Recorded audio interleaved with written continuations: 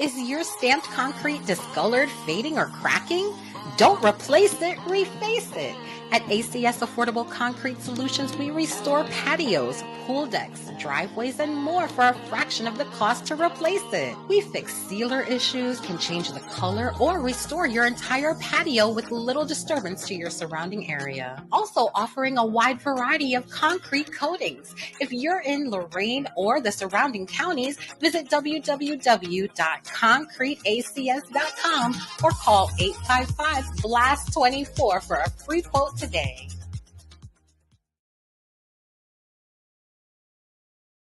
We're going to get you ready for, we're going to recap week 1 of the NFL. We got some NBA news to go over too. And we are going to get you ready for week 2, Browns versus Pittsburgh. Let's do it on the Elves. Cleveland, this is for you. Talking about balls.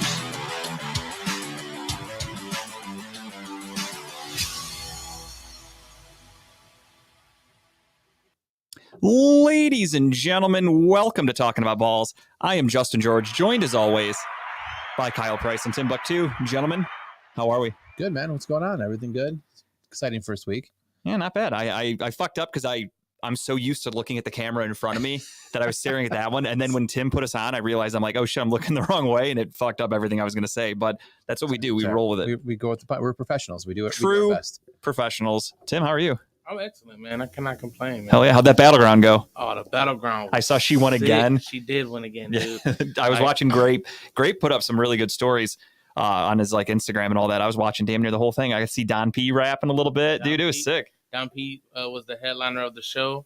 It was pretty dope. I enjoyed it very much. It looked good. So did the guy going against her like have any chance with her, or she just like wiped the floor with everybody? I mean, he looked like he had a chance when he first performed, but she only has to perform once. Right. Yeah. So you gotta earn your way to the king, basically. He earned his way up, but when he got there, he just was like he was out of gas. Yep, that'll happen, dude. That'll happen. Damn. Yeah, we are live. We're here. We're back at Studio One. Not to be confused with Studio 2 because of the internet. As you can see, I don't have a laptop in front of me.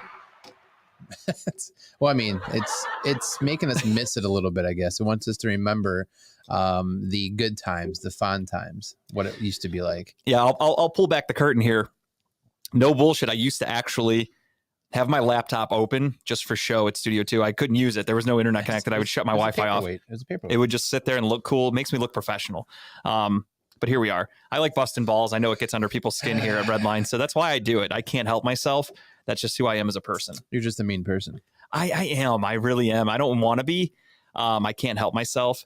I mean, you could just be nice. No, I can't. It's a medical condition, I think. No, I don't know. I don't know if that's a thing. Assholiness? Is that what it's called? Yeah, I don't know if that's a real thing or not, but I am a dick, and I really it makes me feel good to be a dick, which is kind of... We're back to dick talk again? Have we ever left? Well, I'm just making sure we went really hard into dick talk last week. Did we? In prison terms. Oh, yeah. I mean, that was how much I don't want dick. Now we're talking not that I want it this week. I mean, it's a whole different scenario. Now, apples to oranges is the way we talk about dicks. Just making sure. But no, I like being an asshole. I don't know why. Like, it's a weird thing of like, it's not even that I'm trying to make anyone feel bad. I just try to say things that are funny, and it might hurt people's feelings. And I kind of look at that as that's a sacrifice you have to take for comedy. No, I get it. Yeah. We're mean to a point by trying to be nice about it, I guess. Right. Like we're mean because we want laughs, but it's not meant to be like, yeah, exactly. It's not meant to be like, it's not meant to be like extremely like hurtful. It's more so just busting some balls, but a little bit of truth behind it. When it comes natural, like I have a lot of quick responses for people anyways, just in everyday life. It's hard to pull back and stop being an asshole sometimes and not joke about something. If someone says something stupid and make a joke about it, it just happens, right? Right. If that offends you, then that's a you problem, I think. And, I look at it too as like, we love being here at Redline Radio. Dave will sometimes message me and literally just say, do you guys need anything? Sure. So I feel like if we tell him some things we would request, we don't need it. We're not demanding it. No. It's just a suggestion. I feel like a suggestion is fine. I think the only thing I've ever demanded on this radio station is water, but that's... And did you get it? Yeah, no. No, you never even got it. So it doesn't even... Your requests go completely unheard. A water cooler, maybe. And then, something. The reason I bring this up is because of those of you that are Redline diehards. Loud and Local was on today with a special episode from 3 to 4. And the first thing Jeff said was, the chairs here at Studio One suck. I want new chairs. And I went in there and I was like, yeah, the chairs are squeaky. That's not good for like doing a radio show. And, and then Dave got all, I like the chairs. So I just said, fuck these chairs. It's like fuck them kids. Yeah. Sometimes you just got to call it out. Could this studio use better chairs? Sure. Absolutely. Is it something that we're going to make or break us showing up? We're going to be like, I'm not recording until we get better chairs. No, it's just a suggestion. So if I request one of those, was it the luxurious executive chairs? Do you think it'd be denied or approved? Considering you couldn't get a water, I'm going to go with a hard deny. A hard deny.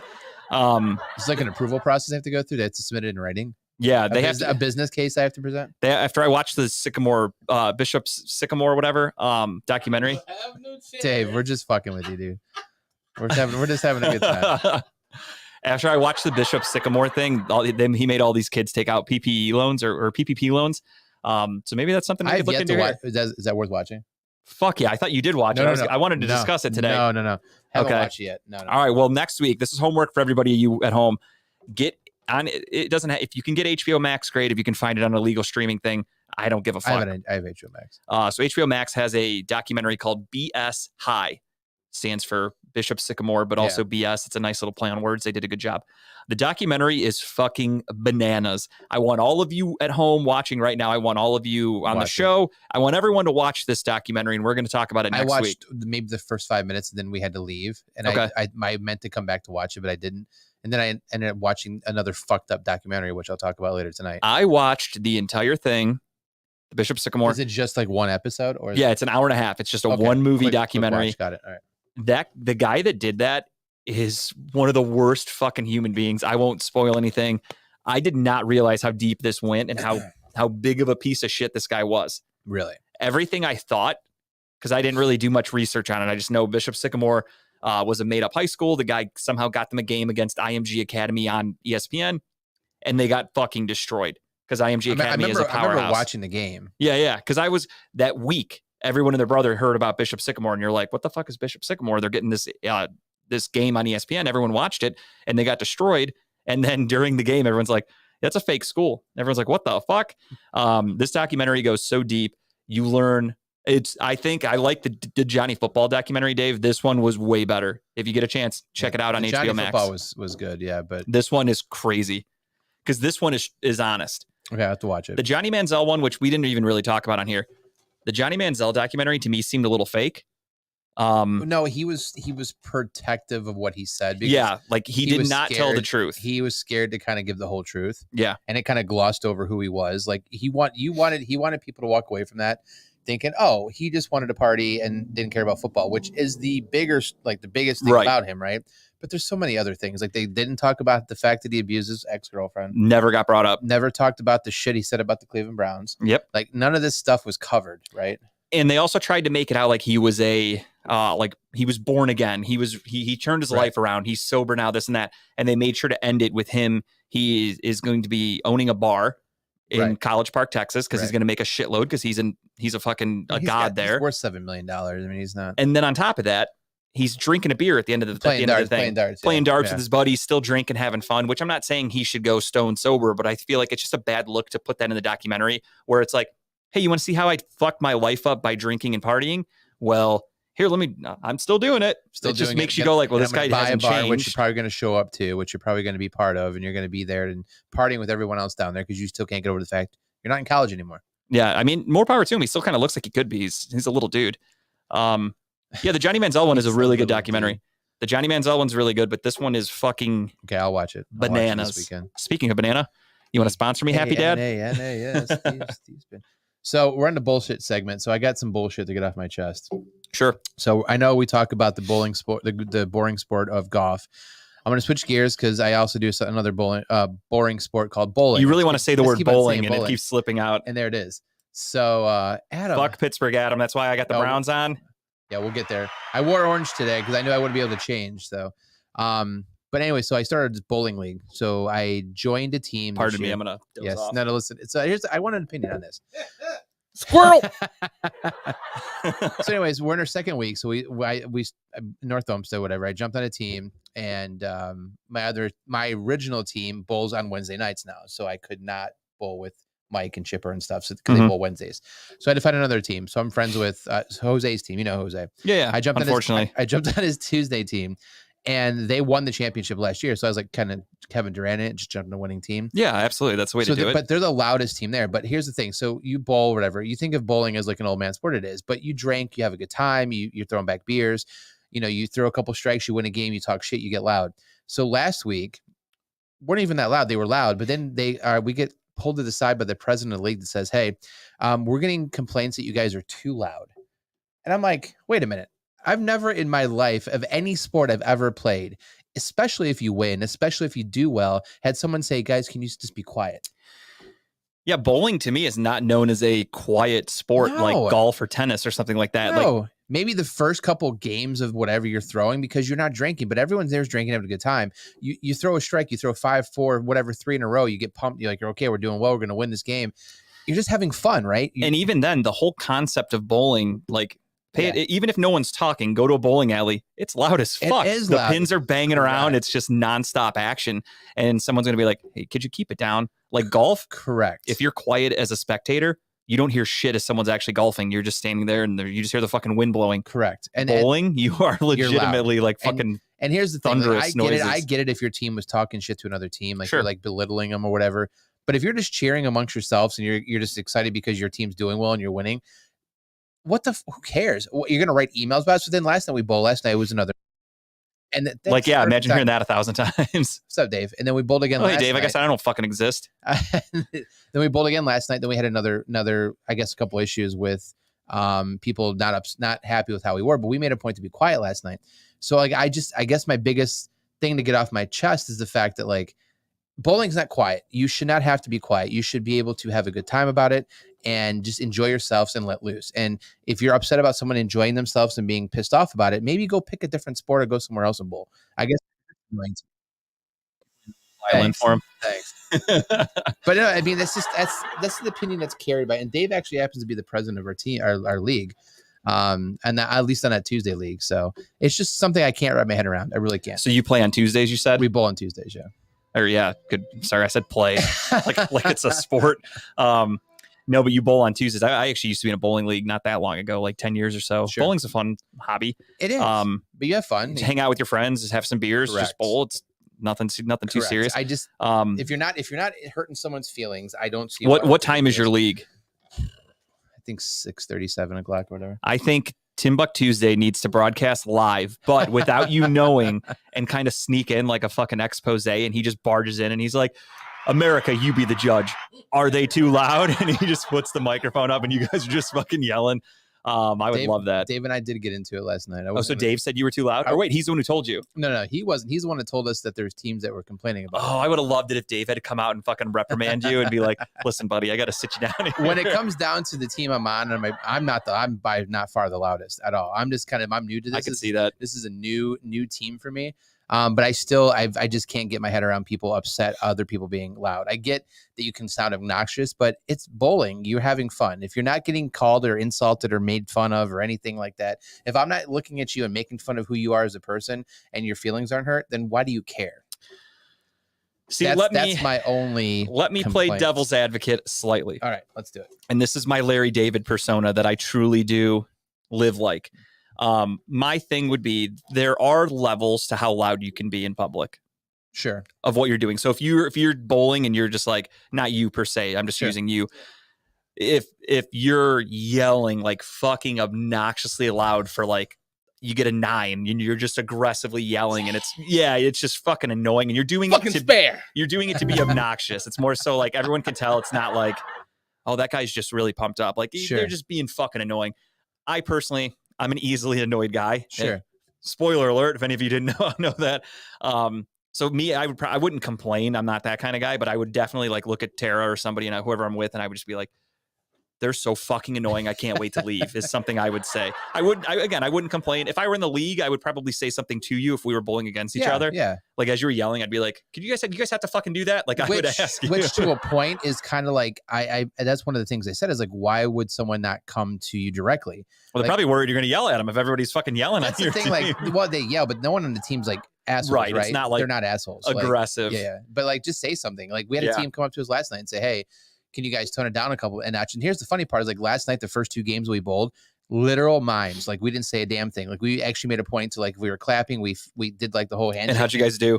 We won the first 2 games. Maybe you need to be quiet. Possibly. Better luck. And then the third game, we're like, okay, we'll go back to making some cheers. But the funny part is the 2 teams next to us were being louder than we were to a point because so now they weren't being loud. You guys need to be dicks now. And when another team cheers, you need to be like, shh, like you're in a fucking talking library. too loud. Dude, can you keep it down over there? We're trying to concentrate. We were doing that too. We were kind of saying, hey, whoa, why are you being loud down there? You shouldn't say that. We're getting in trouble for it. But the whole point is that if you have an issue with someone, go to them and say it. Like identify yourself. Like this whole like anonymous. Don't be a pussy is what he's saying. This whole anonymous thing that you call out and say, hey, I'm going to write an email to whoever and say that we're not upset with you.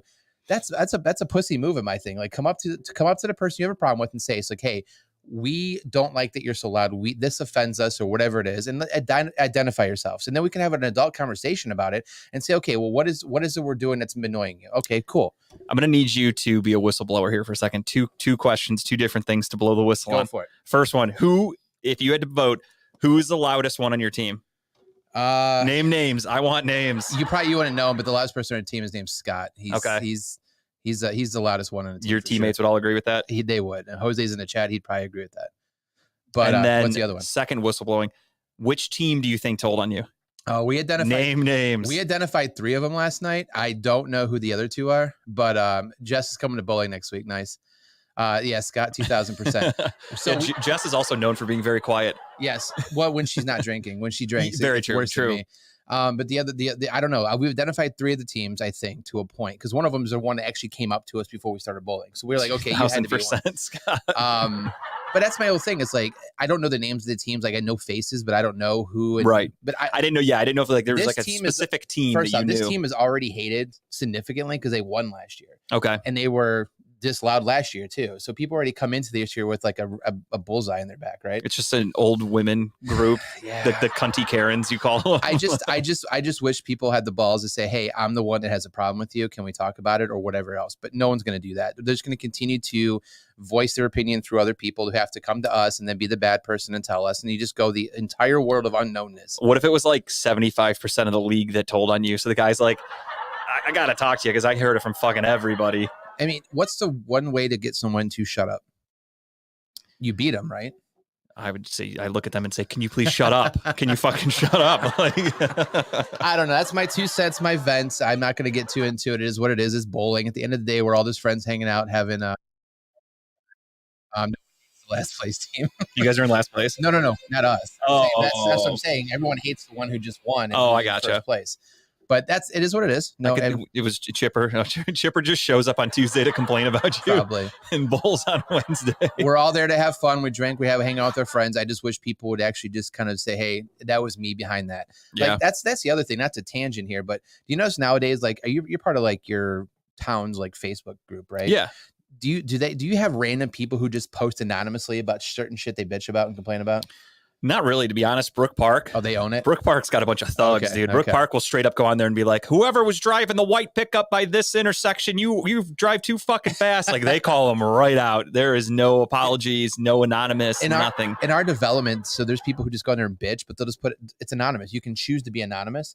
It's like, why don't you just put your name to the complaint? Like, who are you? Like, what are you bitching about? Like, I hate when people hide behind. Yeah, like if I'm running a page like that, I would not allow people to be anonymous. Like, you either fucking nut up or shut up. You own it or don't make your fucking post. Like, I'm pretty sure the person who probably made the page is probably one of those people that's true, because they want to be able to talk shit, but they also don't want to be called like unprofessional and like you run this page. You shouldn't be talking to us like that. And they're like, bitch, please click anonymous, and then they go off. Like, I'm pretty positive in America you have the right to face your accusers, right? That's right. Yeah, I think so. Yeah. So then I think someone should just say, like, we're the ones that did it. Then fucking speak up like a fucking. Kyle's going all the way to the Supreme Court with this one, everybody. He is so offended. Fuck local, fuck state. I'm getting on the phone tomorrow. I'm filing injunctions. I don't know whatever lawyer terms I can pull. Ladies and gentlemen, he will see you in Washington this weekend. Right, he's going to have a briefcase with his bowling shoes in it. And that's my 2 cents. But back to Dave's point, we got into a spiff last night. But you know what? Friends do that. You argue, you move on from it. I'm not worried about it. So he is not on your team. He's on the other team. Oh, okay. So you guys got into it. You faced him last night? No, we didn't face him. So Dave's the president, right? So at the end of the night, I just went up to him and he mentioned that there's other stuff. Some people might call him that.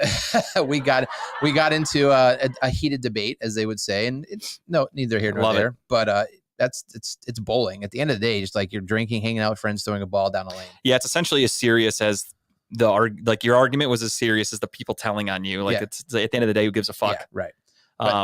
I want to say why we in the bullshit. Dave complains about us too. I believe that. Probably true. What do you got, Tim? I just wanted to say nice haircut, Kyle. Yeah. And I saw it. Dub, what's up, dude? Thanks for checking in. Got all done up for camera today. I forgot the makeup though.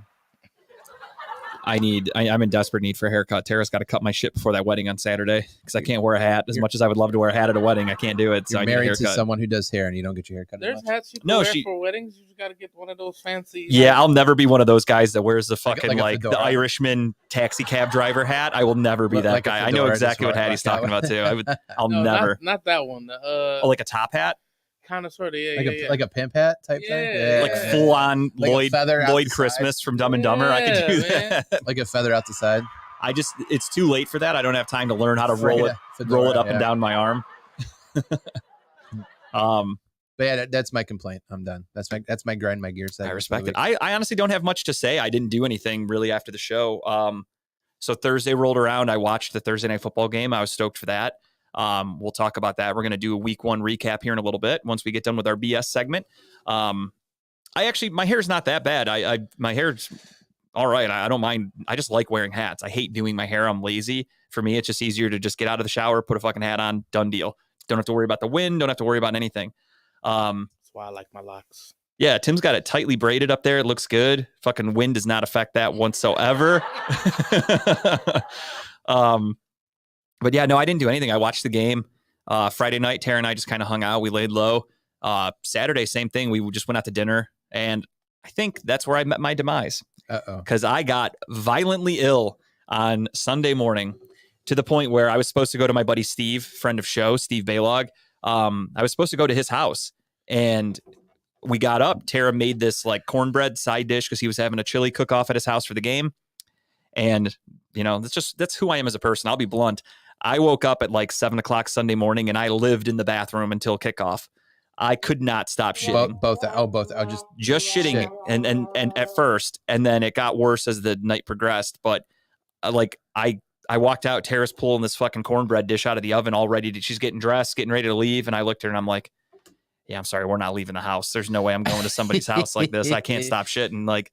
There's just no way. It's okay to have like a normal shit in someone's house, right? But you can't have like I'm gonna kill your porcelain shit. And not even that. It was more so I had that shit at your house. Yeah, Tim might have broke the porcelain. You're the one that killed my toilet downstairs. Here, I thought I was the one who broke my toilet. That makes sense. No, I'm just kidding. The chili cook-off already happened, Lex, unfortunately. I couldn't make it because I was telling everybody how I got violent diarrhea on Sunday. But no, I got sick as fuck. And I watched the game from my couch, wrapped up in a blanket like a fucking baby. So you got food poisoning? Yeah, 100%. I got food poisoning. So I won't name names. But okay, tell us what food you ate, though. So Tara and I both, this is where it gets interesting. So I'm starting to think it might have been from a dirty line from the kegs. Okay. Because we went to a bar, it's like a bar restaurant. And Tara didn't drink anything. She was just drinking water. And I was drinking beers.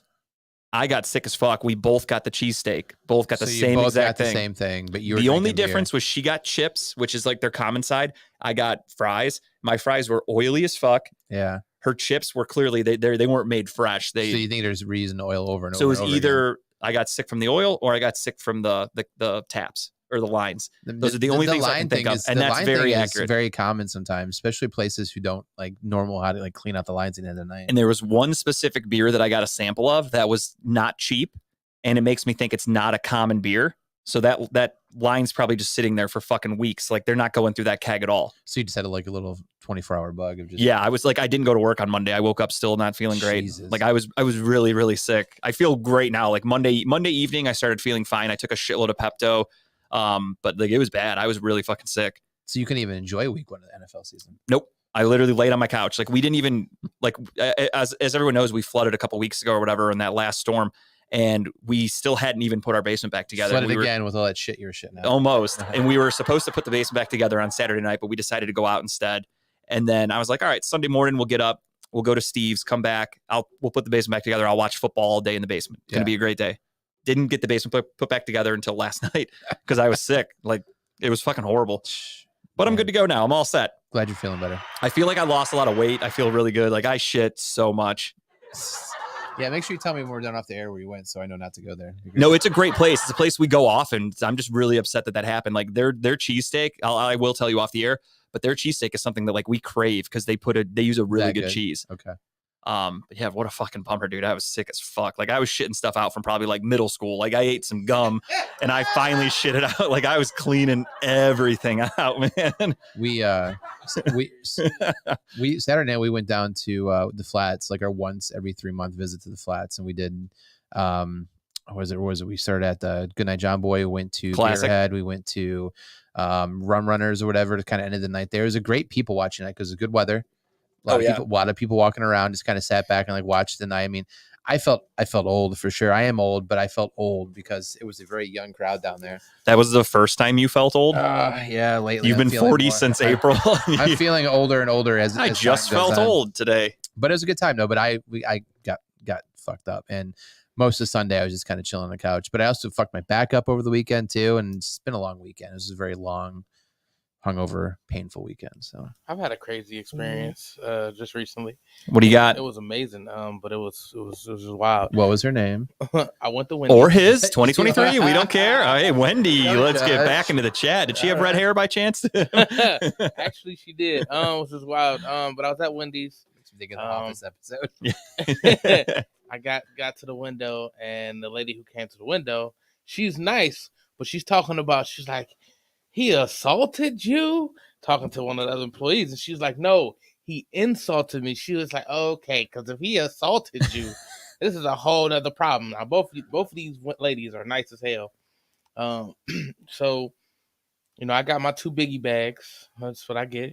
Wendy's is still a good deal, dude. The biggie bag's a deal to go for. So I get 2 of them because one of them isn't enough.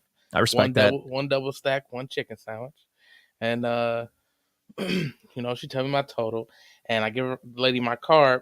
And when she handed me my card back, I was like, yeah, can I get some sour cream?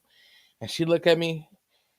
And she's like, see, that's why I like big dudes, because they know how to eat. And she gave me the sour cream. I'm dying laughing. So what was the sour cream going on? She The gave French you fries. the sour cream. Oh, interesting. Okay. Good. I've never tried that. It's amazing. I was trying to think of like what comes in a biggie bag, and I'm like, it's nuggets, fries, and your sandwich. And I'm like, maybe he put the sour cream on a sandwich? I was trying to think. That makes sense, like a baked potato. Yeah, right. Never even thought of that, dude. But you just blew my fucking mind. Yeah, it's so good. But then I felt insulted because they put both my biggie bags in one bag because they knew it was all for me. That is pretty funny. It's like you order a shitload of Chinese and the guy shows up and he just goes, 1 fork. And you're like, what the fuck does that mean? Do you ever order food out when you fast food restaurant? You just feel like you have to like say it's not all for me. Or they just assume it's all for you. I've never. I've actually done that really one cared. time. I got it. Speaking ironically enough, it was Chinese food. I was high as a kite. This was a long time ago. I was really fucking high, like ate way too much of an edible where I was just dying for Chinese food. So I ordered a shitload, like $30 worth. And then as soon as it got, Tara didn't get anything. She wasn't even home. So it was all me, and it showed up and I'm like, oh fuck. Like, and then when you get I'm a paranoid, like when I get high, I get paranoid. So I'm thinking to myself, I'm like, this person's going to know like this dude's on drugs. Like he ordered so much food. So when they rang the doorbell, I just went, the food's here, to an empty house, just because I wanted them to think that I'm like gearing up the gang. Like we're going to have our fucking smorgasbord here of Chinese. But little did they know it was all for me. I've never cared. Yes, you could see me. Like I was in my head though, dude. I was fucking paranoid where I'm like, oh shit, like this guy knows he's going to go back and like they're going to make fun of me at the Chinese restaurant. Like I was really overthinking the whole situation. The guy didn't give one fuck. I bet he's probably like, here, eat this, shit in it. I don't fucking care. Once I drop it off, it's yours. And I'm like, everybody get ready to eat. If anything, he probably left because there's nobody here. Like, who's he talking to? The guy's like, there's only one car in the driveway. That doesn't make sense to me. But yeah, that was my experience with avoiding a shameful moment of food, I guess. It happens. It absolutely does. All right. Well, we got a jam-packed show, so I guess we should probably get into the sports talk before Greg Sherwood should be chiming in any minute about, thank God we're getting into sports. Tuned in for Browns talk, and you guys are talking about getting food from a drive. You're talking about diarrhea and getting sour cream. I had a boring ass fucking week. Like, I didn't do shit. So I was thinking about like what to write about, and I'm like, I literally put sick. That's all I could put. I did nothing. Oh, you did write sick. I like write little like talking points so I don't forget. And this week I'm like, I got fucking nothing, dude. I was sick. Oh, I didn't write anything. I just knew I had to vent, so I feel better now. I lose my train of thought a lot when we do our show, so I like to write little talking point notes just so I remember to bring up a subject, because I will skip it 1,000 times out of 1,000. I have a you don't horrible get memory. Distracted at anything. I don't know. Yeah, no, not at all. That's not me. I'm running out of water too. Do we have more in this house somewhere?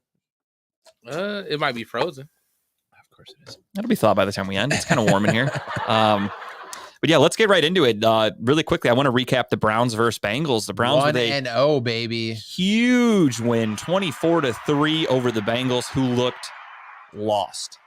That whole game was just kind of like sloppy. But yeah, I'm glad we came out on the sloppy end of that. And that's what she said. But yeah, the Bengals, for whatever reason, the Bengals just couldn't warm up. They looked like they were stuck in the preseason. The way I look at it is if you can't warm up, you might have a problem with your AC unit. If you have a problem with your AC unit, you're going to want to call Sensible Solution HVAC Services. AC not blowing out? Oh, give me 1 second. AC not blowing cold? Heat not hot enough? Give Sensible Solutions HVAC Services a call, specializing in service, maintenance, repair, and installation. 440-985-8387. This is not an ad. That's not all the ad reads. I know. That was smooth, though. I like that. Just starting. How are you doing? Little keywords. What do we got? Speaking of me, I went 4-0. My teams went 4-0 this week. I went 3-0. I just started. I'm only in 3 leagues. Yeah, that defense for the Cowboys, my God. I won all of my matchups pretty handedly. I was the highest scorer in 2 leagues. In the other league, I was like the 3rd highest scorer, but I won still by like double digits, so it was never close. I didn't see, did they show the stadium halfway through that Cowboys-Giants? Were people leaving?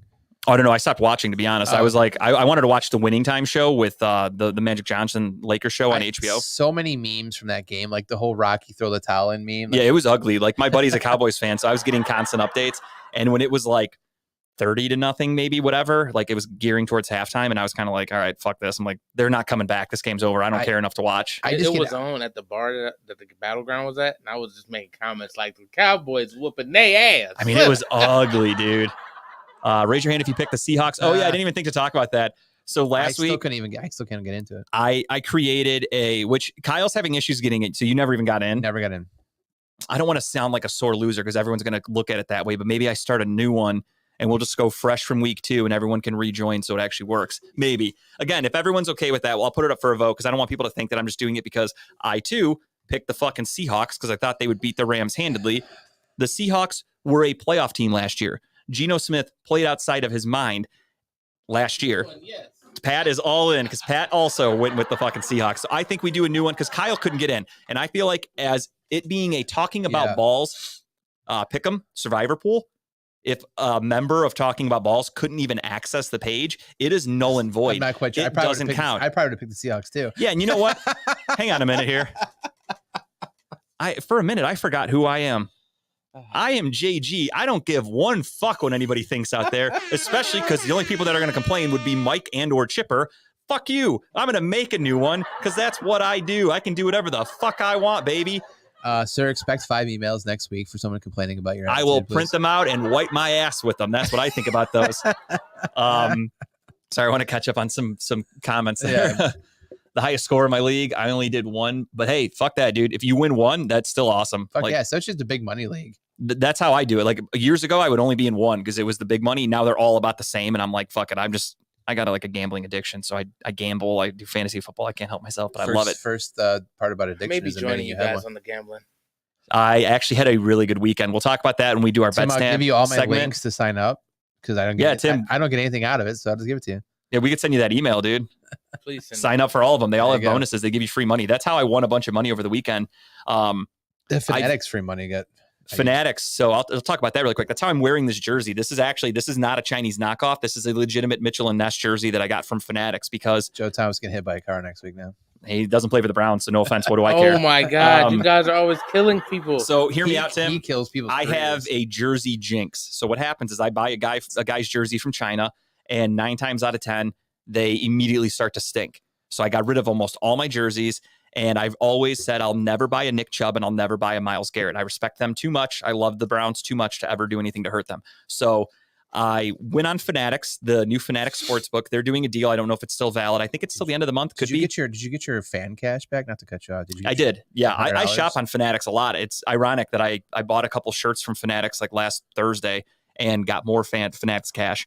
And you can use that to gamble too. Yeah, you can turn it into money. Yeah. So the Fanatics Sportsbook, they had a deal going where if you deposited $50 and made a $50 bet, you then immediately get a $150 jersey voucher to use on your favorite football team to buy any jersey they have. So this Joe Thomas, Mitchell and Ness was a $160 jersey.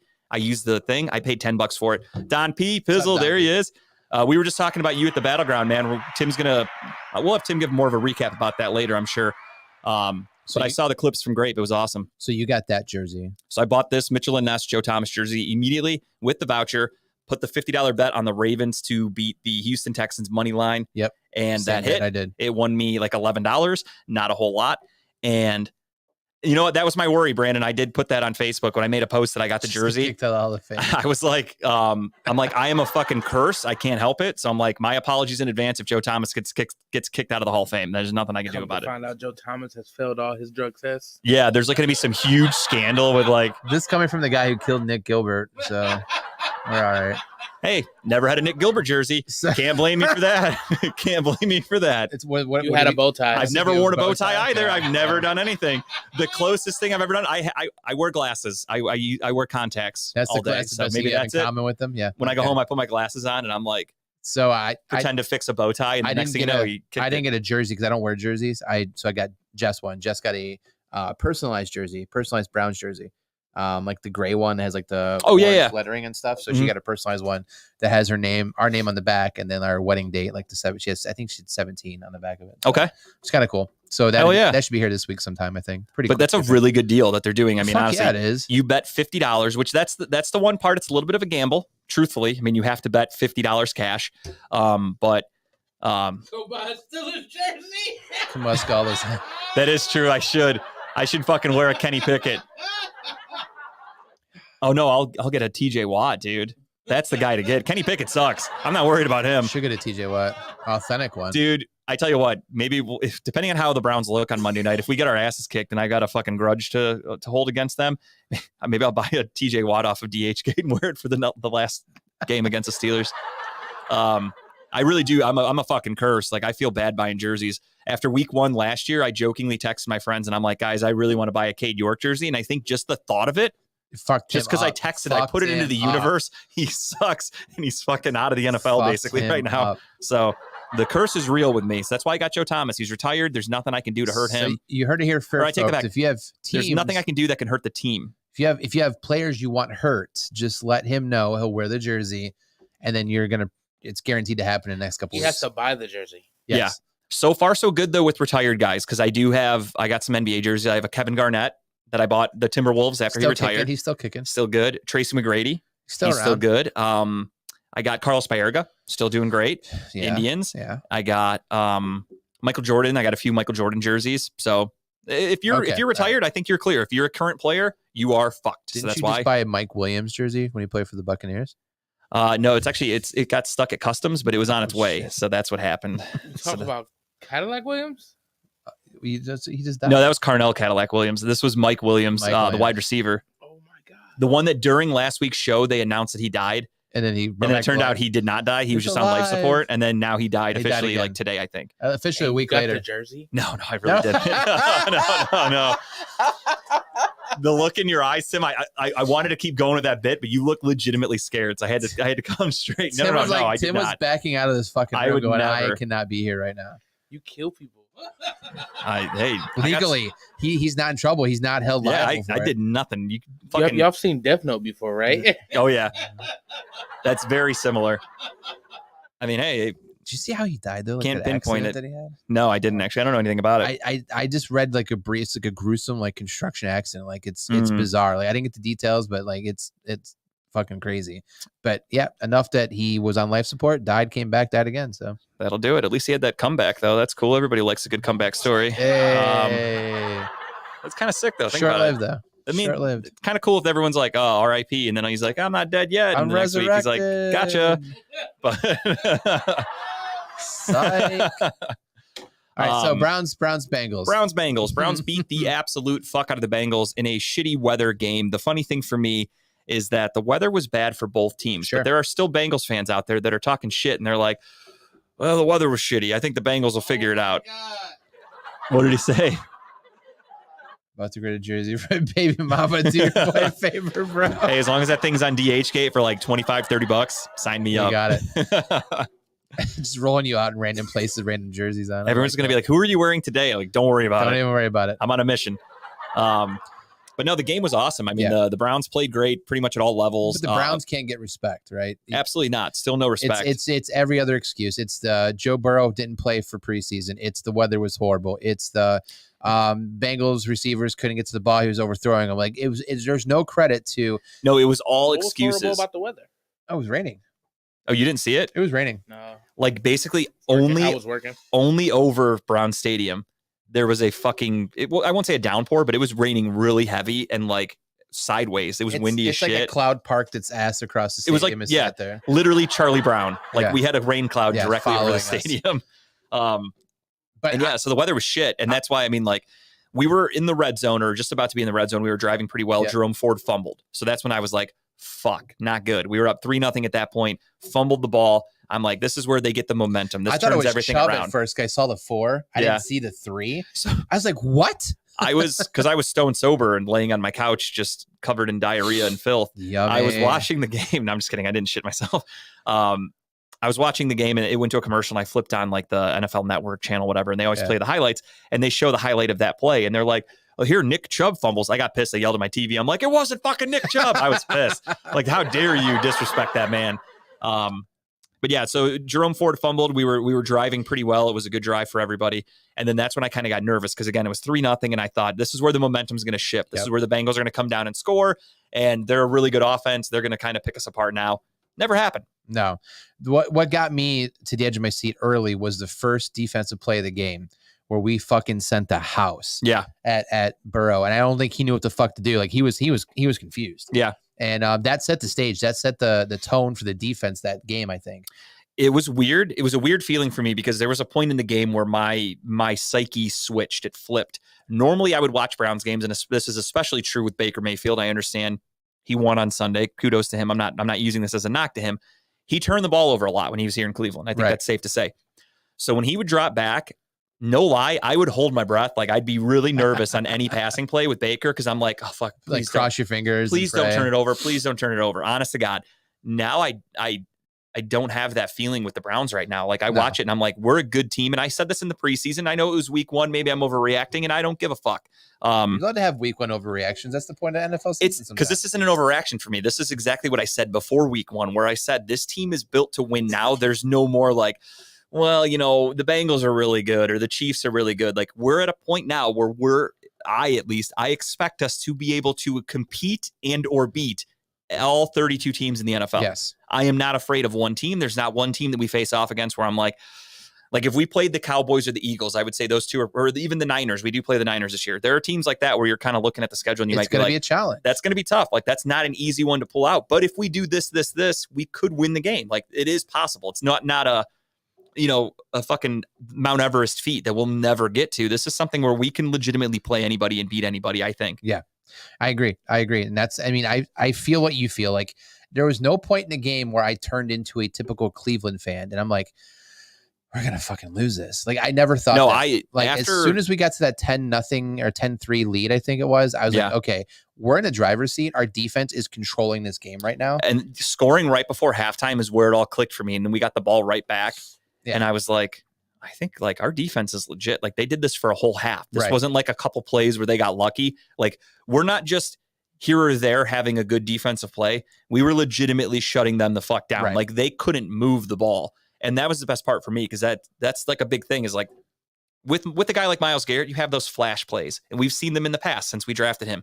You would see him disrupt a run play or get to the quarterback and cause like the quarterback to throw the ball away. And then you watch it and you're like, fuck yeah. Then the next play, they gash us for like a 15-yard run. Right. I saw that time and time again. We didn't allow that shit. The pieces we brought in to fix our defense did what they were supposed to. And you know what the scariest thing is about all that? What's that? Our biggest free agent signing, Juan Thornhill, didn't play. Nope. He is the quarterback of our defense. He is our safety, new from Kansas City. Yep. Super Bowl champion. What do you have? Was it he has a calf injury, I think. Issue? Okay. Yeah, hamstring calf. He should be like back that. this week, though. He was questionable to play on Sunday, so he's probably like 50-50 for that game, which means for Monday night he should be more than okay as long as there's no setbacks. But we didn't even have him, and he's the quarterback of our defense. He's going to be out there, and no knock on Rodney McLeod, because Rodney McLeod did a fucking fantastic job filling in. Yeah, absolutely. But Juan Thornhill is going to do the same thing. He's going to be out there making sure guys are in the right place, doing the right thing. Like this defense is legit. It is. That D line is no fucking joke. You couldn't get that. My God. Defensive tackles we brought in did their job, slowed the run down. You had. I mean, come on, Christ. You had fucking Myles Garrett playing basketball at linebacker coming up to the center, which is probably one of the most talked about plays this past week now. And I was watching a Pat McAfee show today, right? And sorry to hear that. And well, it's a show worth watching sometimes. I'm just kidding. I like fucking. But like, I want to start a rivalry. We're not big enough yet, so I want to start a rivalry with Pat McAfee. I feel like it's the wrong person to start with. Aim for the top, dude. if he even fucking mentions us for 10 seconds on his show, that's the best publicity we could ask for. That's so true. Fuck you, Pat McAfee. Small little podcast out of Cleveland talking about balls. Look at these boys. Put some sleeves on, dude. You're old. Nobody gives a shit anymore. Wearing tank tops. You're 40. They had JJ Watt on, and they were talking to JJ Watt about it. They played it over and over again, and he's like, it's insane to me that the defender is showing you what he's going to do to you 3 seconds before the ball's hiked, and he does it to you. And he dominated that snap. That snap. And he goes, that guy is just loose having fun right now. He goes, this defense is dangerous. Scary. And they said that also the other thing is he played middle linebacker four drives or four. I was literally just about to. I was waiting for you to finish. I was going to bring that up. No, you're fine. But and it's 4 times this game, and I guess before this he's only done it like what 8, 9, 10 times in his entire career. Yeah, that's crazy to me. And that's what I was going to say was that when you watch the game, I noticed like Joe Burrow is terrified of Myles Garrett. Absolutely. And he made that known before the game even started. They like the reporters were straight up like, why do you struggle so much against the Browns? And he's like, they have Myles Garrett. Like right away, that's the first thing he said. They have Myles Garrett. So Myles is in his head. And then there was one play where I watched Joe Burrow drop back and he looked to the right to hit a guy on the flat going to the sideline. And he looks over and Myles Garrett's playing fucking linebacker in front. And I saw Joe Burrow just fucking like throw it away. Like, I'm like, oh my God. He sees him everywhere. It's fucking amazing. It's like he's in United, but I love the moving. They moved everyone on defense around so many times. And that's the good thing about this defense that we have is everyone's versatile. Myles Garrett is good enough and big enough to play defensive tackle. Yeah. Zadarius Smith can also play defensive tackle. You have guys that can bounce around from edge to D tackle. They can float back and linebacker. We're basically See, the Steelers don't do that with TJ Watt. TJ Watt's a great defender. I'm not knocking that. I don't want anybody to think that. TJ Watt, though, is an edge rusher. Yeah. He's an edge rusher who's really good at it. He can drop back a little bit. He's got a few interceptions in his career, but he pretty much just stays on the edge. Whereas Myles Garrett's now going in the fucking middle and winning those matchups. Insane. Walking up to you. Next level shit. Walking up to you and pushing you to the side. But no, honestly, I was impressed. Overall defense showed us what we got. Schwartz defense is here and I can't wait to see what they do against the Steelers. I think they're going to eat on Monday. We'll talk more about it later. Yeah. But the wide receivers, here's the thing I want to talk about too, is I know it was a wet weather game. A lot of the football's heavy, a lot of quarterbacks making not so clean passes. But the one thing I noticed is that every time he dropped back to throw a ball, that wide receiver was schemed open. Like the play was there. The play was there. Right. And that's one thing I'm so looking forward to is those passes being completed. Once Watson gets his timing down, you assume that's going to happen. This offense is going to be fucking scary also because like you said, guys were open. Marquise Goodwin was open multiple times. God, that was a touchdown. He had 2 give me touchdowns that Watson just underthrew. And I think that's because those guys didn't really get to practice much. He doesn't have the timing down with him. It was windy. It was rainy. He couldn't get enough on the ball. But Goodwin was out with those blood clots for almost all of preseason. Perfectly drawn out play. Wide open. And to go off what you said, that's the number one thing I always said when I used to get into arguments with idiots and they would tell me like Stefanski's a shitty coach. He needs to go. He's a dummy, blah, blah, blah. I would always tell you, I'm like, it's not Stefanski. If you watch the offense, they're like, this was with Baker. I'm like, these guys are open. Baker just can't find them. Yeah. Kevin Stefanski can scheme an offense like a motherfucker. And you saw that on Sunday, as you said, guys were getting wide open. not to go back to Baker, but did you? I forget who was it, ESPN or ESPN2. They had like a behind Baker camera footage, and they were showing what the offensive linemen were doing. They were pushing the people to the side. Yeah, they're doing the Drew Brees. You have to give them that wedge so he can see. They're like, just if you notice the linebackers, they're not pushing, they're not blocking up. Like yeah, no, normally they're blocking left and right. They have to open up the middle. They have to part the Red Sea. And he said, if you're a defense and if you start getting used to this, you'll know where he's throwing. 100%. So that's one thing. But and they that said happens with Baker because how many times in Cleveland did he get the ball batted down? A lot. Yep. But it was just not to go back to Baker, but good for him. He had a great game. They won a game. Good for them. Fuck him. But no, I'm excited. It was we won. We did. It still sucks we're not getting the credit nationally from teams. I'm okay with that. But stay under the radar. Fine. I don't want it. I don't want anybody hyping us up. Like I saw Stephen A. Smith put the Browns as like his 4th rated team today. But Stephen A. Smith doesn't count. Power rankings mean shit. They really do, because I was looking at Pro Football Focus or Pro Football Talk, I think. I actually, now that I mention it, I took a picture of it last week. I'll have to find it. Because I was irritated by it. I'm like, dude, what a piece of shit. Yeah, I have it right here. So Pro Football Talk, before the season started, rankings, the Browns were 22, according to Pro Football Talk. Wow. All for nothing, just because he doesn't like the Browns. And then if you look at it, you're like, okay, the Browns made a lot of moves in the offseason. Deshaun Watson's playing. You think that would kind of give us some points. Then he's like, he might be going, I'm going to go off of last year. So I can't boost it till I see it. Then you look at a team, he's got the Jets at 6. The Jets, who sucked last year and added Aaron Rodgers. But other than that, they haven't proved anything on the field at this time.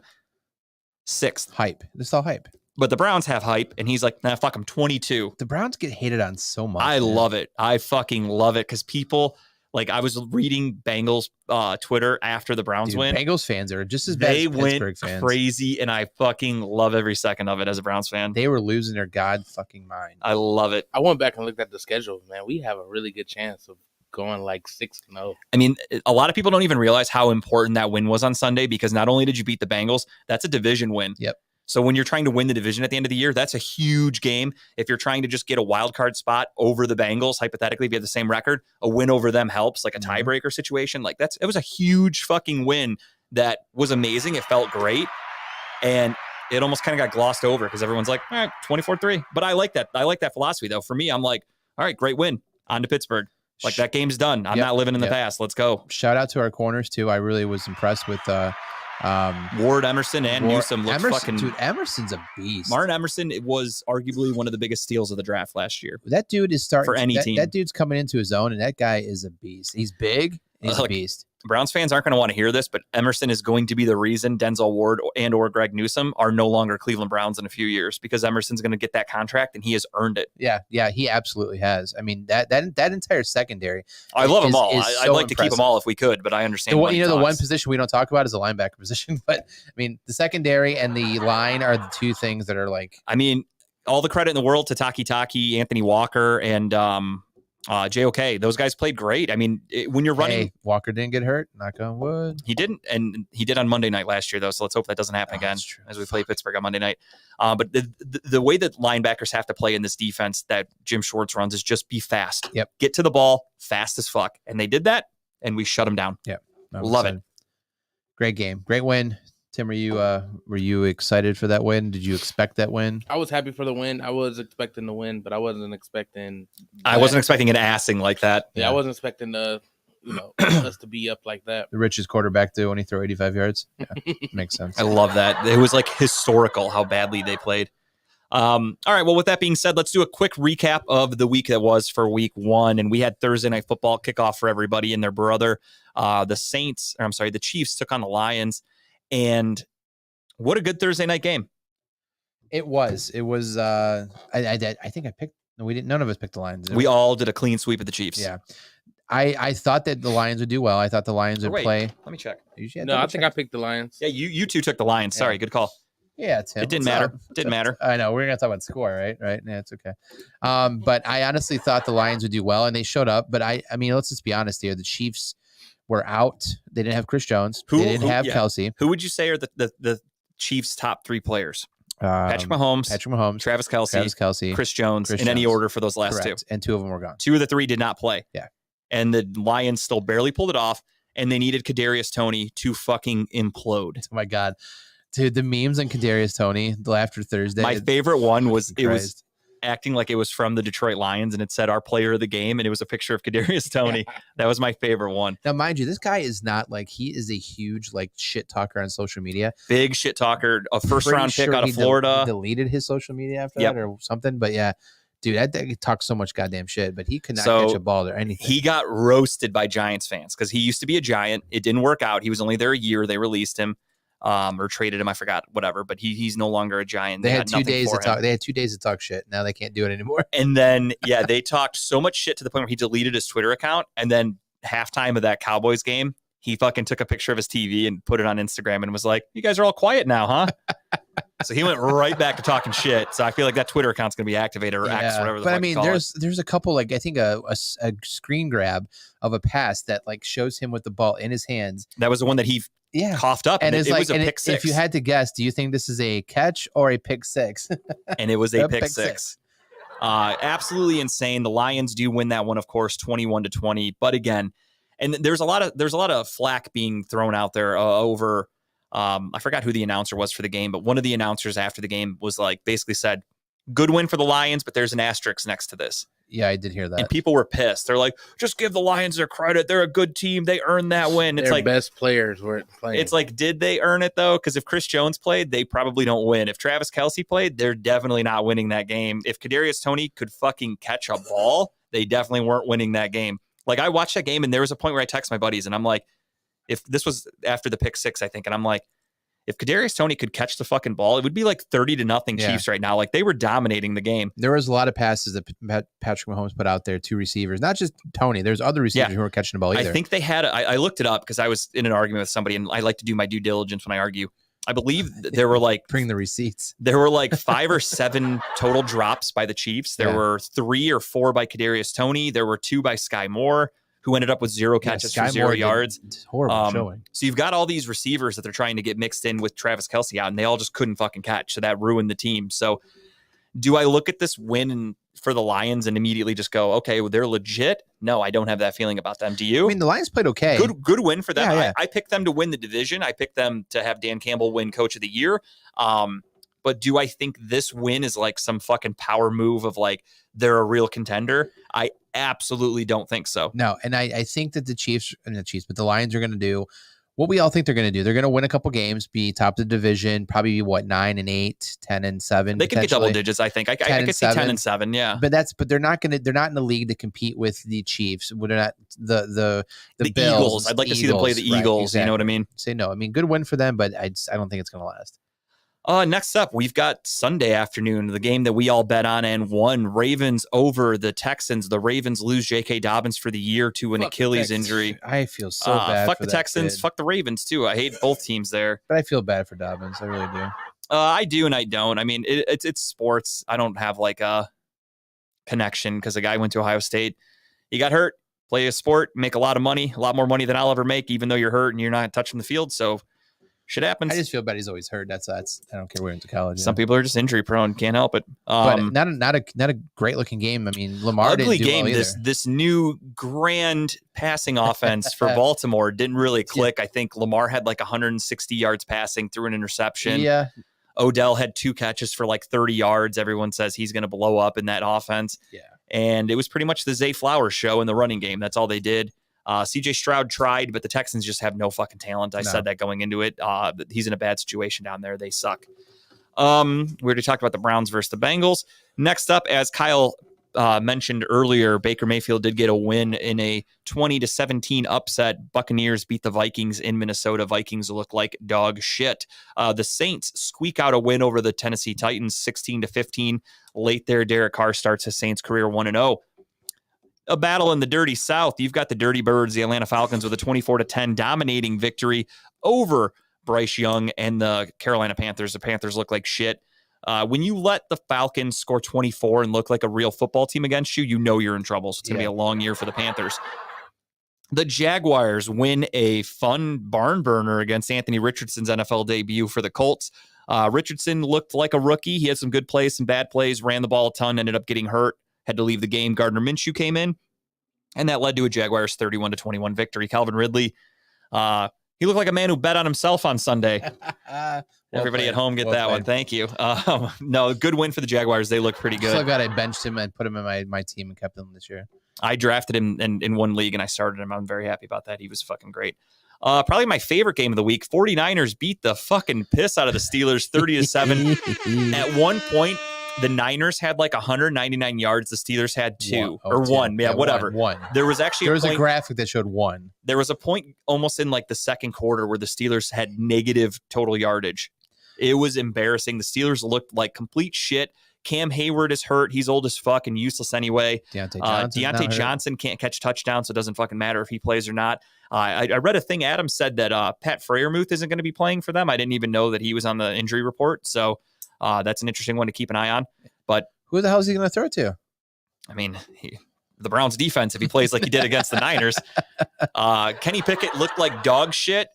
There's a reason his last name is Pickett, because he lets that defense pick it. He sucks. I told everybody that he sucks. I told everybody the Steelers were a fucking fluke last year, and they were strictly carried by their defense. And what happens when they play a good offense? They shit the bed. They suck. They couldn't score. 30-7. Great win. My favorite game of the weekend. Purdy looked pretty. Pretty looked good. Pretty game. Some of the passes he threw too were like dangerous ass throws that they were just like, fuck it. Like the second touchdown to Brandon Ayuk, I'm like, dude, the one there where he like back shoulder. That's a bold throw. I believe it was Patrick Peterson covering him too. And Brandon Ayuk is kind of known as like not really living up to his potential. And Purdy was like, I don't give one fuck. YOLO, throw it down. And obviously having Christian McCaffrey is such a fucking cheat code for the Niners. Dude, that dude had a game too. That team is legit. I was expecting him to get hurt too because everyone else is getting hurt that first week, but he actually had a great game. McCaffrey likes to wait till like midseason to get hurt. Right when you think your fantasy team's going to win because of him, he has a huge injury. It's happened to me multiple times with that son of a bitch. Commanders win late over the Cardinals. I did not see the fight out of the Cardinals. I did not think that they were going to.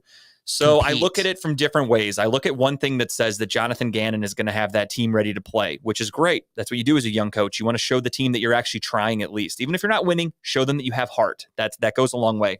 The other thing too, though, is I heard rumors that Ron Rivera is actually a fucking idiot as a head coach. What do you mean? I forgot the exact story. I'll have to look it up and tell you guys about it next week. I always thought he was like revered as like a great coach. That's what I thought. Then I heard there was something else that like he completely forgot like who they were playing, or like there was something that he like completely biffed as a head coach. It's like unexcusable. I'd have to look it up. Yeah, I heard this story on the radio the other day. And the Commanders aren't a very good team either. So to me, it's kind of like Cardinals barely losing to the Commanders isn't really like a good tell on either of those teams. I think they both suck. And Jacoby Brissett needs to be the starter in Washington. Poor Jacoby. Raiders sneak out a little victory over the Broncos there in a battle of the AFC West. Russell Wilson throws a couple touchdowns, actually might look like a quarterback, but Jimmy Garoppolo says, hold my beer, and he throws a couple touchdowns to Jacoby Myers, I think was the guy who threw his touchdowns. That was an interesting game. I mean, I did see that the Broncos played better than a lot better than last year. They seemed a little more organized this year. Yeah, but they still ended up losing to the fucking Raiders, which is inexcusable. The Raiders stink. Let's be honest. Call it like it is. In a fucking epic battle, the Dolphins and the Chargers, this game lived up to that game was hype. Crazy. And especially the final few minutes was just like, fuck it. Tua's chucking it up to Tyreek Hill and hoping for the best. And who is lucky they drafted Tyreek Hill? This guy in a couple leagues. Talk about a cheat code. That Tyreek Hill's a fucking cheat code. He had my switch on there. Remember, I switched that game. Yes, I got you. Yeah. Still doesn't matter. No, I'm sorry. Did you switch? I did switch that game. What'd you have originally? I had originally had the Chargers. Because I remember when I was writing that one, I fucked up and I wrote LA in my spot, and I was like, oh shit, that's Tim. So I switched it. Oh, now Kyle's in last place for sure. Damn, look at that. Tim. Son of a bitch. We'll check the tape. We'll go back and listen, but I trust Tim. Back. Tim wouldn't lie to me. Check the tape. But I could have said I'm gonna stick with my first mind. So I honestly don't know, because again, as you were giving me your pick, I started writing in my row. So I was like, oh shit, I was worried about crossing it off and like switching. I didn't catch you switching, so I do have you down as LA. So we'll go back and double check. Wiggle your way into that. I wrote Miami, and it's not the Detroit Lions, but there is an asterisk next to it. I will check on that later. I will double check. However, since we're doing this, I just mentioned he wiggled his way into getting that W. But bathrooms, kitchens, windows, doors, siding, and much more. Residential and commercial. Give Will a call today at 440-731-7654. Tell him that Team Redline sent you. But make sure you call him with their first pick originally, so you don't get cheated out of a victory the next week afterwards. Okay. We're gonna check the tape. It's all gonna be up to code. Sure. We follow the rules here. We respect rules. But yeah, Dolphins Chargers, a fucking barn burner of a game. Tyreek Hill had like 200 yards receiving, 2 touchdowns. He's on pace. Concussions for Tua. He's on pace to have 4,000 yards, which it won't continue, but that'd be fucking sick if it does. If that keeps up, I feel like you'd have to get like a custom T-shirt made. And where would you go for that? Oh, Incredible Keepsakes. I only know one place to go for that. That's Incredible Keepsakes, of course. You would go there. They make T-shirts, cups, binders, keychains, you name it. Incredible Keepsakes can make it and customize it for you. The official merchandise provider of Redline Radio and all of our show hosts. Call 440-242-9648 or go to their website at www.incrediblekeepsakes.com. As Diane would say, cherished moments are meant to last forever. So you know what's not going to last forever is going to be Kenny Pickett in Pittsburgh? No, it's going to be the head coach of the Chargers. They keep playing like this because I cannot believe that this team, as talented as they are, just can't string it together. Like, I don't know what's going on with that team. It has to be a head coach problem. So that was my thing, and that's why I picked Miami to win this game, because I said, I don't trust the Chargers defense. I saw what they did against the Jaguars in the playoffs where they choked away that big lead. And then I also look at the offseason. They didn't do much to get better. So I was like, I still don't trust the They have the a Chargers. good defense, though. They have the talented defense. Yes. Like, I hope it keeps tanking, and I hope the Browns can somehow finagle Joey Bosa out of there. That would be fucking amazing. I would love that. We're going to stick him at just somewhere back on the line. I mean, Zadarius Smith is only on a 1-year contract. So we still need 2 defensive ends. But yeah, I just don't understand like that and such talent. And they just, I mean, I'm not saying Miami's a pushover. I mean, that was a great game regardless. No, it was fantastic. Great game. It just seemed like you gave Miami the ball back, a minute 42 left? I mean, the other thing too, though, is, I mean, teams have done it, but there really is no stopping Tyreek Hill. Like, he is, I don't know how you could, as a defensive coordinator, stop that guy. Like, if you keep a guy extra deep, he'll kill you underneath. And he's so fast. He's getting older. He has to slow down eventually, right?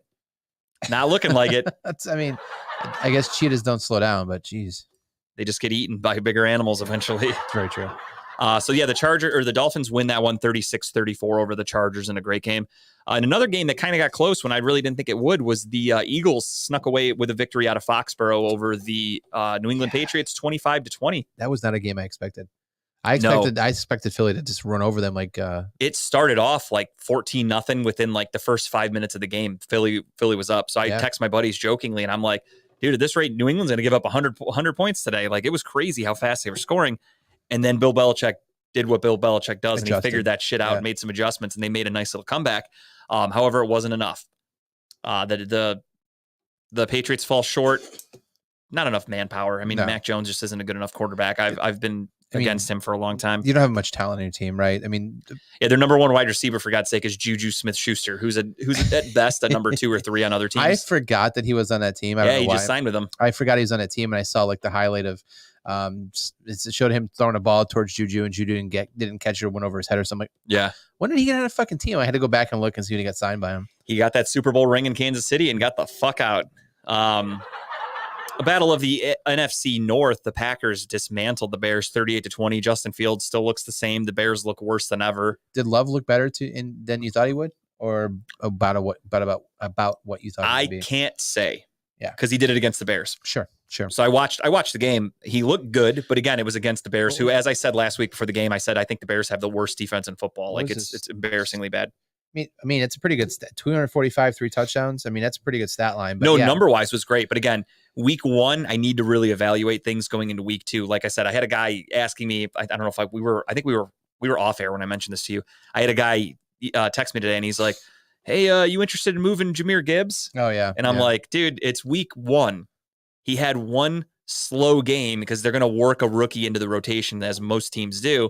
And he's trying to poach him from me. And I'm like, dude, I wasn't born fucking yesterday. I know how this works. I don't overvalue or undervalue guys after 1 week. I need to see a little consistency. So I'll need to see Jordan Love do this, and I need to just consistently see the Bears are probably going to have a shitty defense. He looked good though. I mean, making some, you're right. I want to see it again, but he looked like he's smooth back there, like he was comfortable and not. No, he looked good. I mean, for week 1, for what it is, Rodgers for a couple years. Yeah, so. It looks like he's going to be damn good. But again, I'll take it with a grain of salt because I've seen him play before, and he did not look that good against better defenses. Sure. So we'll see. In arguably the upset of the week, the Rams beat the Seattle Seahawks 30-13 in Seattle. I think we all clean swept Seattle to win that game. Super and the Bowl, Rams Super fucking Bowl won. Rams, are they back? No, not even close. I think Seattle just fucking... Or is the Jets Geno back? I think reality just set in for Geno Smith, and that's exactly what happened there. So that was an ugly one there for the Seahawks, and that fucked me out of my survivor pool pick, but we'll talk about that later. Cowboys dismantled the Giants. Murder. 40-0. It All was like a funeral in that stadium. And you know who had a funeral a long time ago? A lot of people loved Dale Earnhardt Jr. If you like Dale Earnhardt Jr., you can get yourself a Pit Road diecast or head to Pit Road diecast, and you can get yourself a Dale Earnhardt diecast car. They've got them all. They've got them in different colors, shapes, sizes. I'm sure you can get What kind of colors they have it in? I don't know. There's probably there's red on there. I don't know if that's paint or blood. I can't tell. I had to set it up for you. I'm sure. But you go to Pit Road Diecast, you can get yourself a diecast of just about any NASCAR, current and past model car kits. For all your diecast needs, call 216-355-2347. Mention Redline Radio and receive 10% off your in-store purchase. Just knew that was about to be a Nick Gilbert. I don't talk about Nick Gilbert anymore. I know what I did. I can't let it go. I've moved on. So I will be honest in this. I did not realize the amount of talent that the Cowboys had in their defense. The line, their defense is really fucking good. Secondary, safeties, like they're just fucking stacked. And I mean, think about it. I think a couple weeks ago, at least for NFC Player of the Year, we both picked Micah Parsons. Yes. Like that dude is fucking He is good. He was everywhere on the field. He's a smaller version of Myles Garrett. He can do everything Myles Garrett does. He's such an animal out there. It's crazy. Monday night, the last game of the week. We'll talk about that one. Obviously, you guys all saw. Quick question for you Jet fans at home. Do you think Aaron Rodgers is going to go into the Hall of Fame as a Jet after his 4 snaps with you guys? Because there's no way that fucking dude comes back. You don't think he's going to come back and play again? No way. You think he's done? He's 40 years old. I don't think he wants to be, but he's going to have to be. He's 40 years old. He tore his Achilles, which is at least a year-long injury. Like, he won't be ready for training camp next year with this injury. It was a complete tear. They said it was fucking awful. I mean, I saw the slow-mo replay over and over Dude, again. you see it like fucking pop. Popping out. I'm like, oof. It's just something that like a young stud, like I won't say young. He's kind of older for an NFL player, but Jakeem Grant for the Browns. Yeah. He tore his Achilles in the preseason last year, and he barely was able to come back and practice this preseason, and he's half the age of Aaron Rodgers almost. But he has to do a lot more running, you know, as Rodgers. So does Aaron Rodgers behind that fucking shitty offensive line, as you saw. That's true. He got killed 4 plays into the fucking season. So you'd probably say that Aaron Rodgers is probably not a tough guy, but I would tell you who is tough is Tuffy Auto Care. It's more than just a slogan. At Tuffy, we stand behind our work and promise it will be done right, period. Or we'll fix it for free. I didn't know that. They'll fix it for free. It's located at 649 Leona Street in Elyria. It's right down by me. I'll say, you tell me. I don't live out there. It's right down by my house. All right. Sorry. Yeah, so check out Tuffy Auto Care. But did you read the article that came out? Was it yesterday that they were talking about how like Aaron Rodgers was just like trying to like he was getting upset because he doesn't like running blocking plays or whatever his linemen to. Yeah, I heard he was like yelling at the coaches already. Yeah, he's like, I don't want no chop blocks. I can't move. I have to get the ball quickly out of my hands. Like he was already not saying being a diva, but he's like, this is not going to work for me. He's telling them like, this is how I like the offense to go. And the Jets didn't care. No, they didn't care. And 4 plays in, done. Right when he got wrapped around, pulled down, and that's where it popped like he's stuck. And that's not to tangent off that, but what are your thoughts on this whole natural grass versus turf? That's a bigger topic now than anything. I was gonna have that geared up for next week because it just all no. It's cool to talk about. I just wanted to learn more about it because it just kind of came out today. So yeah, Roger Goodell is basically being told from people, they're like, you know, this turf shit is not good. It's not healthy for the players. Right. It's causing injuries. And he's like, well, we have players that like it. We're looking into it. We're gonna follow science on this one. Blah blah blah. So there's got to be some sort of money aspect behind it. There's a reason that they won't just say. It's going to be expensive for some stadiums to keep live grass going. Oh, absolutely. And I'm sure that goes into consideration where some teams are like, absolutely fucking not. Like in our climate, we just can't keep grass. So it's going to be interesting to see how they manage this because it's not good. An injury like this on Monday Night Football, the most watched Monday Night Football game of all time. Yep. And 4 plays in. Not saying that any player is more important than another player, but it's Aaron Rodgers, it's right? A star. Yes. He is the reason he's the reason that game was on Monday night. He is the reason the Jets were on Hard Knocks. Like he's still a popular face for football fans. Hurt probably because of the turf. Yeah. And you know, it is possible for some stadiums to keep. I mean, Arizona keeps live grass, right? Yeah. They rolled in, rolled out. Except for the Super Bowl where they put in that fake shit and everybody was slipping and sliding all over the place. They roll up live grass in, roll it out. They take care of it to keep it growing. So it is possible, but it's going to cost a lot of money. It takes time. It takes money, and you have to really put some effort into it. But yeah, no, that was probably the worst night for Jets in New York on 9/11 in quite some time. So many dark jokes that night. You loved had a couple good ones. Dude, I was roasting my buddies. Oh my God. What was the one you said about the things can't fly or whatever, or is flying things in 9/11 in New York is not meant to happen, or I don't know, I forget you said. I forgot. I made fun of Zach Wilson. I said, yeah, it was the Zach Wilson one that you said. It was like, I thought Jets could hit their targets on 9/11 or something like that. There were so many. There were so many, dude.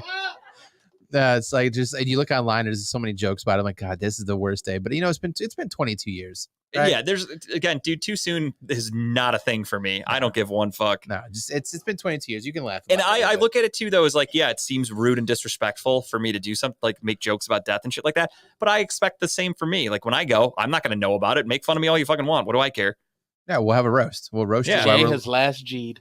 Literally, you can roast me. You could set me on fire and talk shit as I'm burning. I almost said burning alive, but I plan to be dead when that happens. Can we get that in writing? That'd be great. Yeah, I'm dead. I always tell Tara, I'm like, throw me in the fucking trash for all I care. I'm a dead body. What do I care? I have a joke if I get shot. Like I tell my cousin, he has to say at my eulogy, don't cry for me.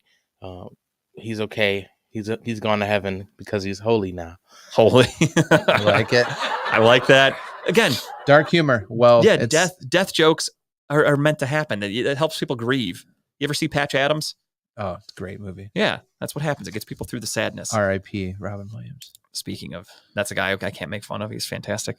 But yeah, so week 1 is in the books. I went 11-5. Kyle went 9-7. Tim either went 9-7 or 10-6. We just make up the rules as we go along. We will figure that out. I'll take the 9-7. Dude, I'm just busting your balls. We're gonna check and make it. But I'll take it. Nope. We're gonna check and make sure it's legit. You're gonna take your 10-6 and deal with it or whatever. And you were gonna put Kyle in last place, and that's what happens. You're gonna take that dick. You're gonna take it, Tim.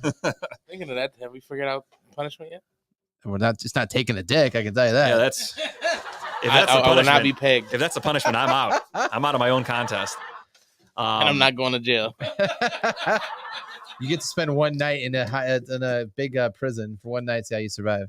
Really quickly, I have been asked to read this ad here. Not even an ad; it's an announcement, I guess would be the better word for it. And I'm happy to do that for our friends at Loud and Local.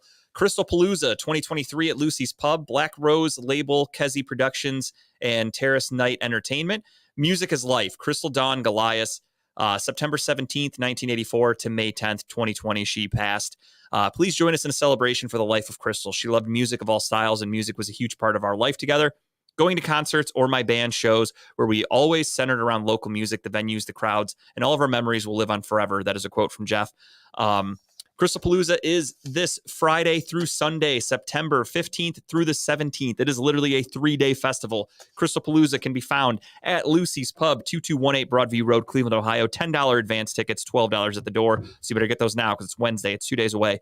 You're going to see bands like the Schoolies, Seconds of Silence, Still in Darkness, the Acronauts, Skippy's on the Run. I know Jeff talks about Skippy's on the Run all the time. He's a huge fan of them.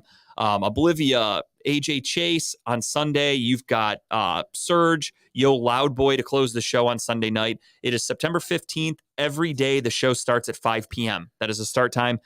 Check that out. Again, that is Crystal Palooza. That can be found at Lucy's Pub. Lucy's Pub, of course, located at 2218 Broadview Road, Cleveland, Ohio. Michelle and the staff at Lucy's are always committed to giving their guests the best experience.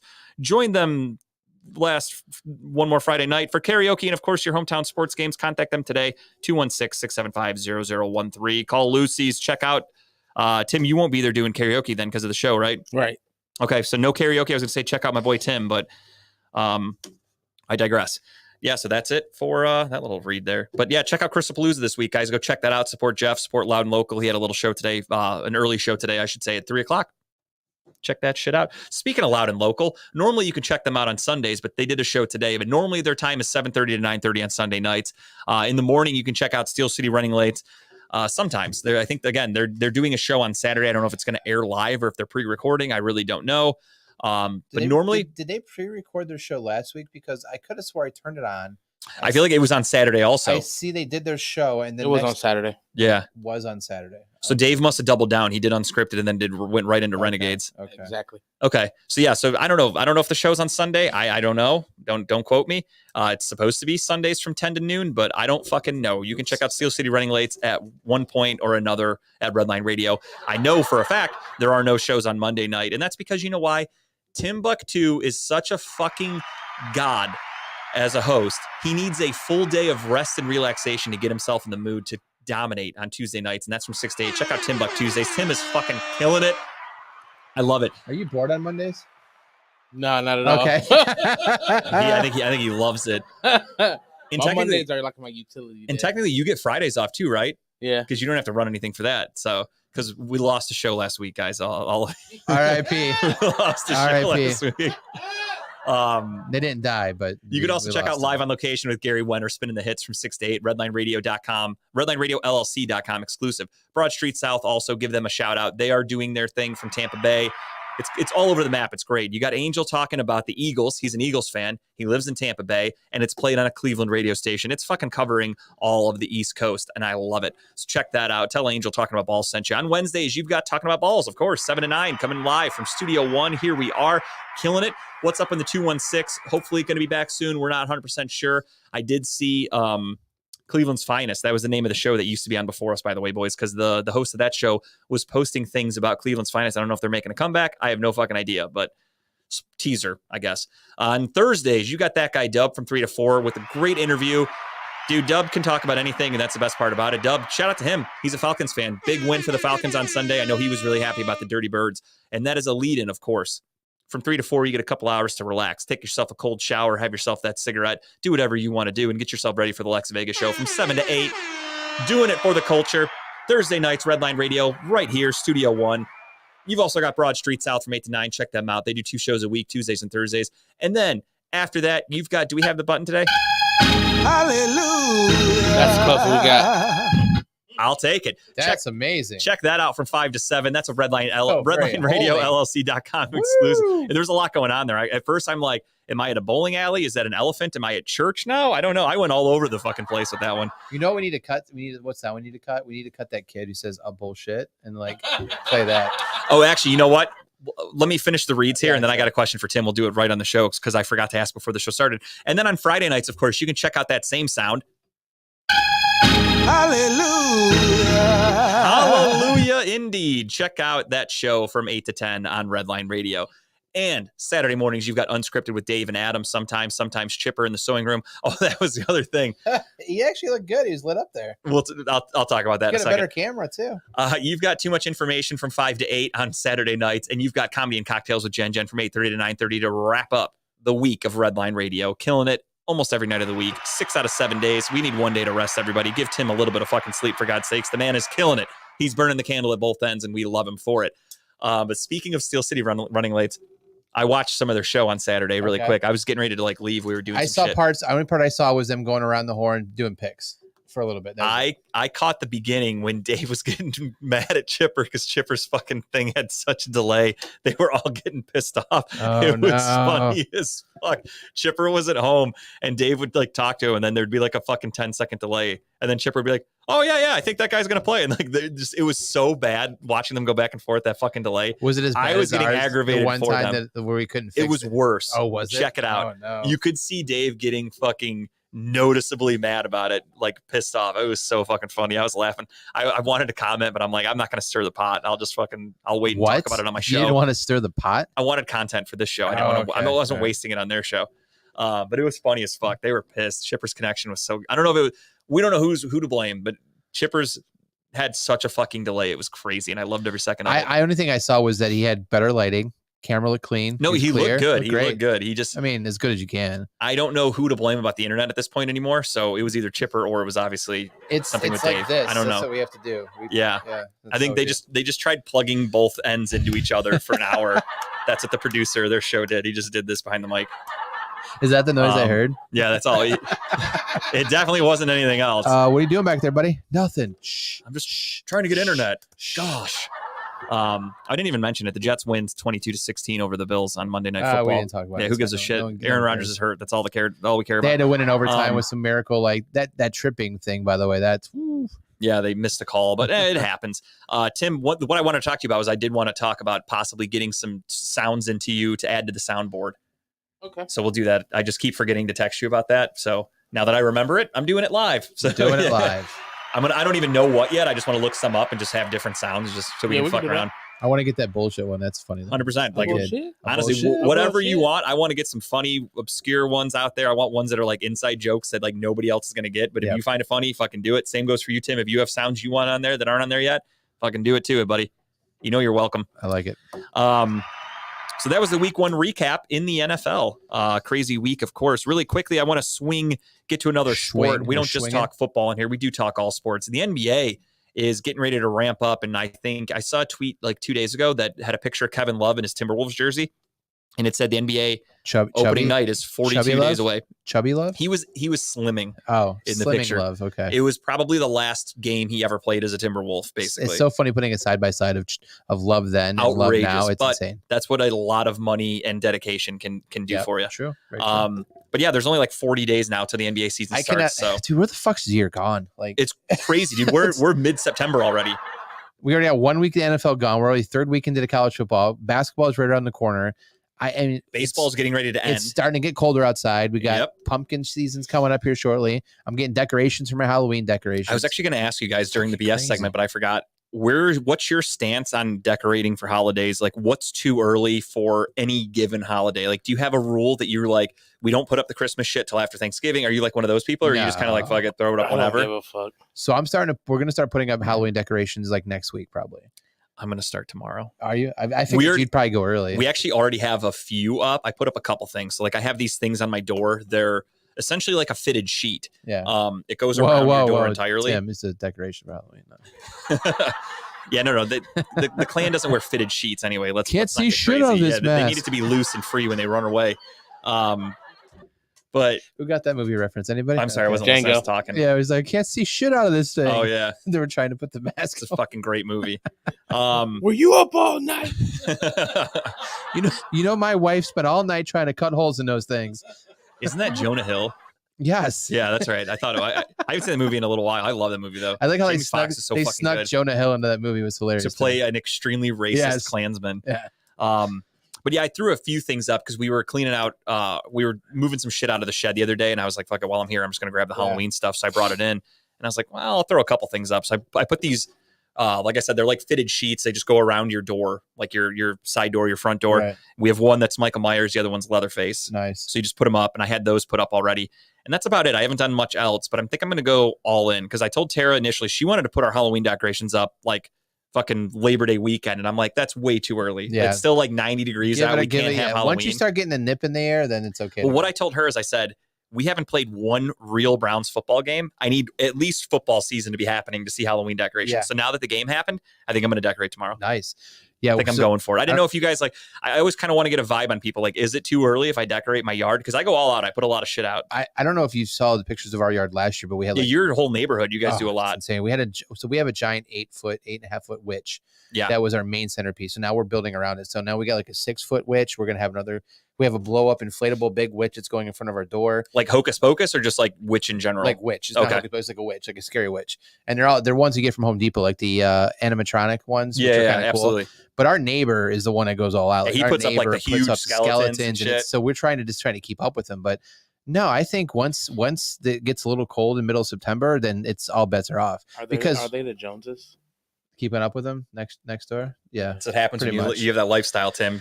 You move out to the burbs like that. It's keeping up with the Joneses. Because then right after Halloween, you got to take that shit down. And we don't decorate heavy for Christmas, but we do have a couple trees. But right after Halloween, right middle of November, we start putting Christmas stuff up. Yeah. Yeah, I think that's fair. I like to try to do Thanksgiving weekend is a good weekend to put up the Christmas shit. And then I take it down New Year's weekend or like, the football Sunday or Saturday right after New Year's. I take all the shit down. Right. But I'm pumped for this year. I mean, I'm so pissed though, not to stay on this topic, But my wife, Jess, my wife, she, we wanted to get like a cauldron, like for the front yard, like What's the witch, up, right? Vanilla Face? What is up, Vanilla Face? I like you. I like you. And I went to Home Depot and they're fucking sold out everywhere. Like it's a nice looking cauldron. Like they're sold out. Like people start buying. Like Home Depot puts their Halloween shit out like mid-July. Yeah, and rightfully so, because Halloween decorations are like a new fucking phenomenon. Like people go crazy over that shit. Yeah, it's crazy to me. Speaking of going crazy, go on the internet and make sure you vote for Bad Juju as the best cover band in Northeast Ohio. Or I'm sorry, Chad Moon is the best cover band or lead singer. I don't know what I'm trying to say. The best front man is the words I'm trying to put together. There you go. In Ohio. I forgot exactly where it was. I heard it earlier. I can't remember the name of the site, but just Google it. Bad Juju. Go crazy. Vote a ton. Clear your cookies. Clear your browser. Keep going back and voting for more. It'll count for extra votes. But Bad Juju, of course, they're the official band of Redline Radio, covering all of your favorites from the 80s and 90s. To book Bad Juju today, call Chad Moon at 440-458-0209. I like it. But yeah, let's talk about the NBA really quick. A couple things happened this week. We have a familiar face returning home to Cleveland, Ohio. And it's Tristan Thompson. It is Tristan Kardashian. He is coming to town. He is bringing the drama from Keeping Up with the Kardashians. I don't know how I feel about this. I really don't. I actually like it. He's going to put a little bit of little toughness on that soft fucking, 100%. He's going to teach these guys how to get rebounds over people. That's the one good thing. Tristan Thompson, for those of you that don't know, obviously was a Cleveland Cavalier during our championship run with LeBron James. He left to go to Sacramento. He got a huge contract. Didn't work out because he's not that good without LeBron. So what did he do? He left the game of basketball for most of the season, and then right at the end of the year last year said, I'm joining the Lakers, and was with the Lakers, and they almost made it to the finals again. He's not starting now for us. No. I wouldn't think so. He'd have to start at the 3. So that would be. He was coming back as a coach or something. That's what I thought originally. He's going to be our version of Robin Lopez that we had this year.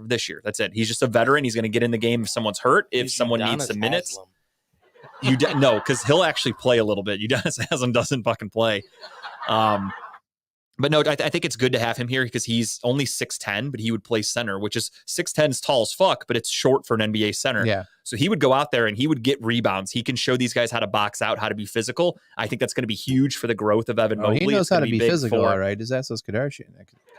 He's never been accused of anything. No. I'm talking about he gets physical because he's making babies and shit like that. No, he gets physical. He gets physical with everybody but Chloe, from what I hear. He's fucking everything that's not a Kardashian. Allegedly. Yeah, nothing's been proven. Allegedly. But yeah, so the Cavaliers do get Tristan Thompson back, and I think that's going to be huge for these young guys to learn how to be a little bit physical. Speaking of the 2016 Cavaliers, LeBron James is in the news because LeBron said he is going to recruit the ultimate dream team for the 2024 Paris Olympics. Do you think like that someone's like, after they lost that whatever to Germany or whatever, like, all right, you guys, we're calling the Avengers, like talk shit, 100%. Talk shit, find out. You said it perfectly. It was literally like there were aliens attacking Earth, and fucking Samuel Jackson was like, shit, we need this guy. Call LeBron. Call the Avengers. Like, it is embarrassing. I mean, I like it because the funny thing is you've got these people on Facebook, whatever you want to call them, these conservatives, we'll say, that hate LeBron. Shut up and dribble group. They fucking hate, LeBron bends over for China. We fucking hate that guy, LeBum. They hate him.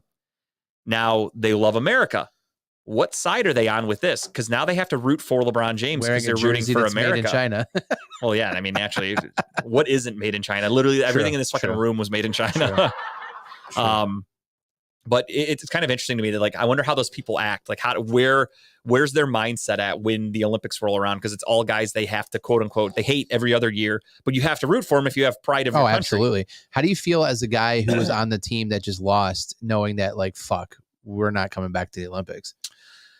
I mean, it wasn't really that good of a team. I saw a lot of people that were like, oh no, Anthony Edwards is going to be so fucking great and dominate. And then they went out there and got embarrassed. So none of those guys really, there's a couple of them, like Anthony Edwards could be back as a guy on the bench for this next year or this 2024. But I don't know. All those guys can kick rocks. He's bringing everyone with him. I mean, I would look at it and say kick rocks. He sucks. Anthony Edwards, I would say, that picture never came through. No worries. We don't need it. not that important. But yeah, so LeBron is going to recruit a powerhouse team. He said he's going to try to get Steph Curry, Kevin Durant, etc., the best of the best. They are going to go and they are hopefully going to dominate and get the United States. Oh, they will. The gold medal in 2024. They'll have a Netflix documentary about it too, the second coming. And I kind of think he did it on purpose because, like, I think Paris would be a cool ass place for those guys to be for, you know, a month or however long it takes. I don't really pay attention to know how long they're there. What was that Kanye song? I'm not allowed to say it. No. It's Jenga's in Paris. Django, I'm sorry. Django's in Paris. Django's in Paris. Could have said ninjas in Paris. Yeah. That's way too close. I would get canceled, Yeah. Tim. There's He'd no slip. fucking way. He'd slip. Yeah, something about my mouth would get all fucking weird. I'd malfunction. Spider. Spider. Yeah, exactly. Spider. You think you're gonna trust me saying ninja? Are you kidding me? Yeah. You notice how I had to stop and like slow it down for a minute to make sure. Make sure you know the ja. Ninja. I had to slow down, but you know what doesn't have to slow down? What's that? The Ohio Wheelman Series, because they're racing fast as fuck. And you can check them out. They're the premier stock car racing series in Northeast Ohio, Michigan, and Indiana. Redline Radio is a proud sponsor of the Wheelman Series. Remember, we are still looking for 2024 sponsors. No better way to get your company logo on some of the fastest street stocks in the state.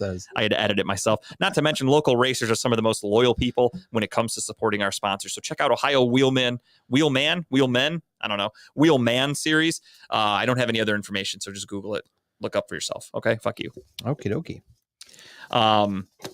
But yeah, so LeBron is going to recruit a dream team, and that's going to be fucking sick. Speaking of LeBron and the Lakers, they quietly had a great signing. I had no picture for this one, but Christian Wood signed with them. Great signing, a big man that replaces the Tristan Thompson, and that helps with Anthony Davis, who can never stay healthy. They now have a good guy that can back him up. He'll get some minutes to give him a rest, and when Anthony Davis inevitably gets hurt, you now have your part-time starter. So perfect move, great move for the Lakers.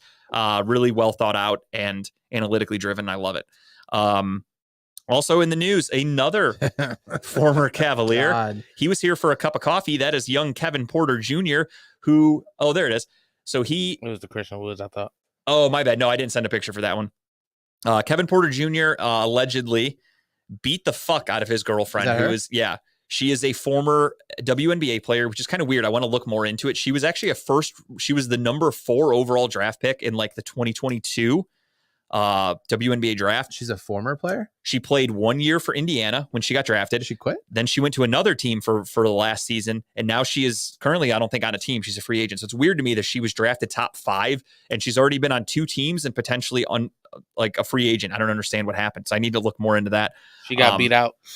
Boom. She got beat something. There it is. She allegedly, they said she has like a fracture in her vertebrae. She really choked that thing away, didn't she? She got the shit kicked out of her. She was bleeding. She had to call the cops, and Kevin Porter Jr. was officially detained we for do not this. Condone women beating. No, absolutely not. We have to say that? Yes, we don't condone unless that. They're fucking common sense. Unless they're from Pittsburgh, and then do whatever you want. Then choke that bitch. Because then it's assault, it's domestic abuse. Yeah, what jersey was she wearing? I want to know if this probably was call fucking... Child Protective Services. I don't know how that works in Pittsburgh. It's cousins, daughters, sisters, everybody's related. I don't fucking know. Everybody dates each other. It's got to be a nightmare for the detective or the cop to write that up when there's a domestic thing. Can you, like, wait a minute. So this is your sister and your cousin? Can you just show me the family tree, please? That'd be great. The family tree is just a fucking nightmare. Yeah. So Kevin Porter talented Jr. basketball player, right? All the talent in the world. Past. He is just a fucking head case. That's why the Cavaliers Kobe were able Altman to saw the sneak writing him. on the wall, right? And said, "Get the fuck out of here." That and then some other things he did to himself to get his ticket out of here. But yeah, he was obviously let go by the Cavaliers because of some trouble issues that he had. He went to Houston where he was reinventing himself and resurrecting his career. He just got a pretty decent contract, and now he just pissed his whole life away because you are not coming back from this. This is the end of Kevin Porter Jr. Yeah, this is it. It sucks, but dude, what a fucking moron you are. I wouldn't even say it sucks because he did it to him. It's self-inflicted wound. He beat a woman. I guess when I say that is like I hate when people have like the world at their fingertips. Like you're talented. You could have played in NBA for the next 15 years and made good money and whatever, but you are just a fucking idiot and you make stupid decisions and now poof, Ja Morant. Poof, puff. And speaking of puffs, Puff and Roll Vape Smoke Shop, your one-stop shop for vaping, CBD, and Kratom in Elyria, Ohio. Your favorite local smoke shop located off of North Abbey Road, 464 North Abbey Road. Contact them today. Holy Christ. 440-444-4443. if you're smoking something, that's going to confuse you. But as for Dave or Dan, and when you mentioned our Team Redline Radio, you get 10% off your first purchase. And we will be doing a live remote from that Friday. Next Friday? This Friday? This Friday. What show? You? I believe Unscripted. On Friday? Really? Yeah, I believe so. No shit. How ironic. You know what I talked about a couple weeks ago on Talking About Balls, about how we really want to do remotes and we haven't done one in a while. So what did Dave do? He got himself a remote. There's another remote with Lex next week at what's the place? How the turntables have turned. I'm just kidding. No, that's awesome. I didn't know anything about these. They didn't really promote them much. So really just popped up out of nowhere, you know? Yeah. But I mean, I expect nothing less. Dave's busy buying chairs. And with that said, yeah, moving on. Transition. We are going to get into it, everybody. It is time for the week 2 picks. Let's see if I can increase this lead, or can Kyle make a comeback? Or can Tim next week trick me into thinking that he picked a team that he didn't really pick? I don't know. My memory sucks. I don't remember who he picked. We're going to find out, though, on this week. And there's the record after week 1 of picks. Let's fucking do it, boys. Let me pull up. Before we start, schedule. I will say that this week had some tough picks. It's week 1. It's always hard. Week 2 has some tough picks in it. And it's also tough because you go into it, it's a double-edged sword. So you go into week 1 and you go, I don't know what this team is going to be in a new year. They have they had a whole offseason. They might have new coaches, new players, whatever. I don't know how that's going to look. I need to see this team play. There were some teams that won, like the Rams. Again, I thought the Rams were going to suck ass this year, and they beat the fuck out of the Seahawks. Picks, I have no idea what to make of it. Now, you go into week 2 and you go, okay, well, the Rams looked really good last week, so they'll win again, right? Yeah. It's kind of the situation where you're probably going to pick them, or someone will pick them, and they're going to get their asses kicked because reality sets in. So it's tough. The first couple weeks of the season are really trying to figure out an identity for teams. So it's tough. You got to really take that into consideration. I've got a couple picks that have both teams listed. I'm going to make the choice right there in a moment. Let's do it. I honestly didn't even look at the schedule in advance except for Thursday night because I was looking at my bets. And Tim, if you want to pull that up really quick, let's do that before we make our pick. This is brought to you in part by BetStamp. Of course, check them out. And this is what I was doing is I have a little bit of money left over in one of my apps, and it was free money that they gave me for making a deposit. Nice. So I want to bet it, and it ends, I think it expires on like the 15th or something like that, which is Friday. So I have to bet on something by Friday. Thursday night football, the 14th, what could be better? So I'm looking at it and I go, okay, we got the Vikings against the Eagles in Philadelphia. Who do I want? What bets do I want to make? So I went ahead and I looked and I thought about it. I'm like, who didn't catch touchdowns in week 1 that I think will catch some in week 2? First one being A.J. Brown. I looked up A.J. Brown. And right there you can see, they tell you right at the top, they go Bet365 gives you plus 125 odds to take A.J. Brown. And I'm like, okay, cool. That's really good. And then I look at some other ones and I go, DraftKings has 105, FanDuel has 115. And I'm doing that because I am making this a parlay. There is another guy who did not catch a touchdown last week, but usually does. And that would be young Justin Jefferson. So I looked him up as well. And as you can see, we're kind of mixed up here.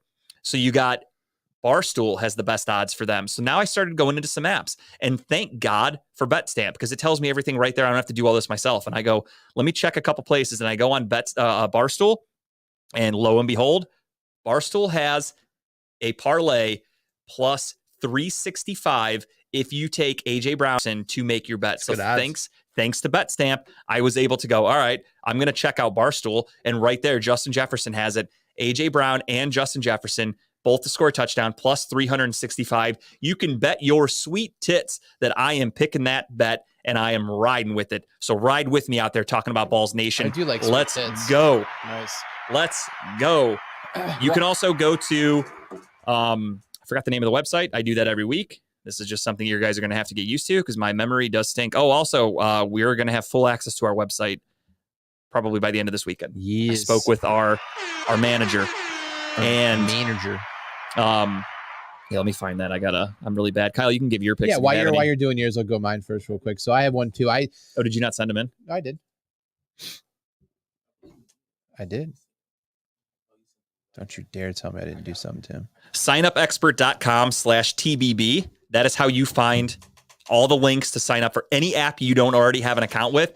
Do it through that link. Tim's going to take full advantage of that link. Yeah, honestly, Tim, check it out. We posted on our Facebook page on August 30th. I'll repost it again. Signupexpert.com/TBB. It's going to tell you all the apps you can sign up for, and it's going to tell you all the perks you get. It's going to say, hey, if you sign up here, you deposit $5, you get $100 in free bets or whatever. It'll tell you all of that. You just click the link. It's that fucking easy. Click it, make an account. You're betting in no time. Click it and stick it. Lick it, click it, stick it, or ticket. So my one bet is one of them is on a Thursday night game. It's under the lights. It's a primetime game. What quarterback doesn't do so well during primetime? Kirky Cousins. So you know what I went for? Interceptions. I like it. Went over one. I just has to get one here. That's a given. Absolutely. So I went and found the best odds. Clearly, every other betting site thinks he's going to do it too. But yeah, -114 looks like the best odds for FanDuel. So I'll go throw some money on that one. Yeah. Just because it's going to happen, right? That's my favorite part is that it's all fucking minus. Yeah. So Vegas is like, this dude's definitely throwing dude's an going to do it. Yeah. But move your head really quick. Can we see what under is? Oh, even though those are negative too. Yeah. Wow. I would think negative. That those would be like plus because they're like, there's no way this guy doesn't. They're all negative. Interesting. But it's worth it. It's pretty much a give me bet. It's going to happen. Yeah. So if you watch the show Quarterback like I did and you have a new disdain for Kirk Cousins, you're going to want to bet on that because you're going to want him to throw interceptions because you're going to not like him after I watch the show. That's what happened to me. My next bet, we can wait until we talk about the Browns game. Oh, you got a twofer tonight. I got a twofer. Oh, yeah. We wanted to do a Browns bet every week for our show. I completely forgot about that. Okay. But I'll think of one as we go. Yep. So we'll do it at the end. We'll have a Browns bet at the end. But my next that was the chair, Dave, not Kyle farting. I'm just kidding. Was that Kyle that did that? Oh, well, I'm going to blame Kyle anyway because it sounded like it was from Kyle. And it's funnier to me to do that. So first game. Yeah, Thursday Night Football, as we just said, you do have the Vikings against the Eagles. I am going with that double touchdown bet, 2 wide receivers to catch touchdowns. While doing that, though, the Eagles are going to come away with the victory here. Give me Philadelphia. Yeah. Tim, I think you're going to pick them too. So on behalf of everybody at Talking About Balls, can we get that sweet, beautiful bird noise? There I love it. I like that. Is just woke up in the nest, just stretching the wings. Speaking of wings, Growing Wings Adult Services has been the official. Fire tonight. You like that? I do. They are the official sponsor of the state-of-the-art Studio 2 that we unfortunately had to say goodbye to. Growing Wings Adult Services has over 7 years of experience of taking care of adults with disabilities. For more information, call Lisa at 234-334-7547. Thank you, Lisa, for everything you did with Studio 2. We really appreciate it, honestly. And I appreciate you stepping up today and taking care, getting that board up to par. I love it. I'm glad somebody here shows initiative and takes care of business when needed. And I do respect the fuck out of that. So thank you, Lisa. Yeah, fuck that board. Fuck that. Now, if we can work on the font and the colors a little bit next, that would be fantastic. Baby steps. Yeah, I know. Hey, I'm walking. I'm starting to walk before I crawl. Yes, I understand. I don't want to do that. But yeah, so for week 1, I think everybody's taking Philly. Am I accurate? Eagles for sure. Double birds, and I don't mean middle fingers. Thank you, Tim. Next up, we have Raiders at the Bills. Bills are looking to bounce back after a really shitty performance where Josh Allen basically handed the fucking game to the Jets. Let's be honest, we didn't really recap that game much, but Josh Allen made 3 interceptions to Whitehead. I forgot his first name, the defensive back for the Jets. He's leads interception since 2020. He had a clause in his contract that if he got 3 interceptions this year, it makes him $250,000. He did it in 1 game. Not bad. But Josh Allen basically hand-delivered those interceptions. Those were 3 of the worst passes I've ever seen, and then he fumbled a snap like a fucking klutz. They had a side deal, you think? I'm thinking so. Yeah, Josh Allen doesn't need the money, though. Conspiracy. I think Josh Allen just isn't a very good quarterback at times. Check the Jumanji. That happens. Yeah, Grape, can you give me some Jumanji math? Did Josh Allen split the money with Whitehead? 250,000 cold ones? I don't know. Who knows? I just think Josh Allen played like complete dog shit. But I think he will bounce back against a very bad Vegas Raiders team. Dave Wallencheck's alma mater, Las Vegas. The Raiders are not getting a W in this one. I love the Tim at the laugh button. I think he knew that I was being sarcastic. Everybody else listening was kind of like, oh, no shit, didn't know that. He went to School of Hard Knocks. Give me the Bills. Yeah, give me the Bills here, too. This is it's good. I mean, I wouldn't be surprised if you see another 2 interception game out of Josh Allen, though, because he just likes to throw the ball to the other team. But yeah, Tim's giving me the horns. There was a song like something about where the buffalo roam. We'll all take buffalo here. And the antelope. That's it. Oh, I like that. I don't know what a buffalo sounds like. That was really good. But if you played that for me and you didn't tell me what it was, I would be like, "Is that a buffalo?" Like I don't even know. AFC North matchup. Hopefully, this is a tricky one. It's kind of hard here because you want the Bengals to lose because you want them to be 0-2, but also could they tie? You don't want, they could. They very well could. The NFL still allows ties. The Ravens, you don't want them to start off 2-0, so you kind of got to pick and choose here. This game is in Cincinnati. The Bengals are looking to bounce back. The Ravens kind of look like shit. They just lost J.K. Dobbins for the season. Give me the Bengals. Yeah, so this was a game that I was bad. I have both Tough, listed here. Very tough. And I could see either one of them winning this game. Tim's moving, but we don't like movement. We like sound here. What are you doing? Oh, he's a sexy Bengal, isn't he? He is not only calling a victory, he is also calling to mate with somebody, I believe. That is sexy. Wow. Let's go. Yeah, I think the Bengals at home take this one. Give me the Bengals.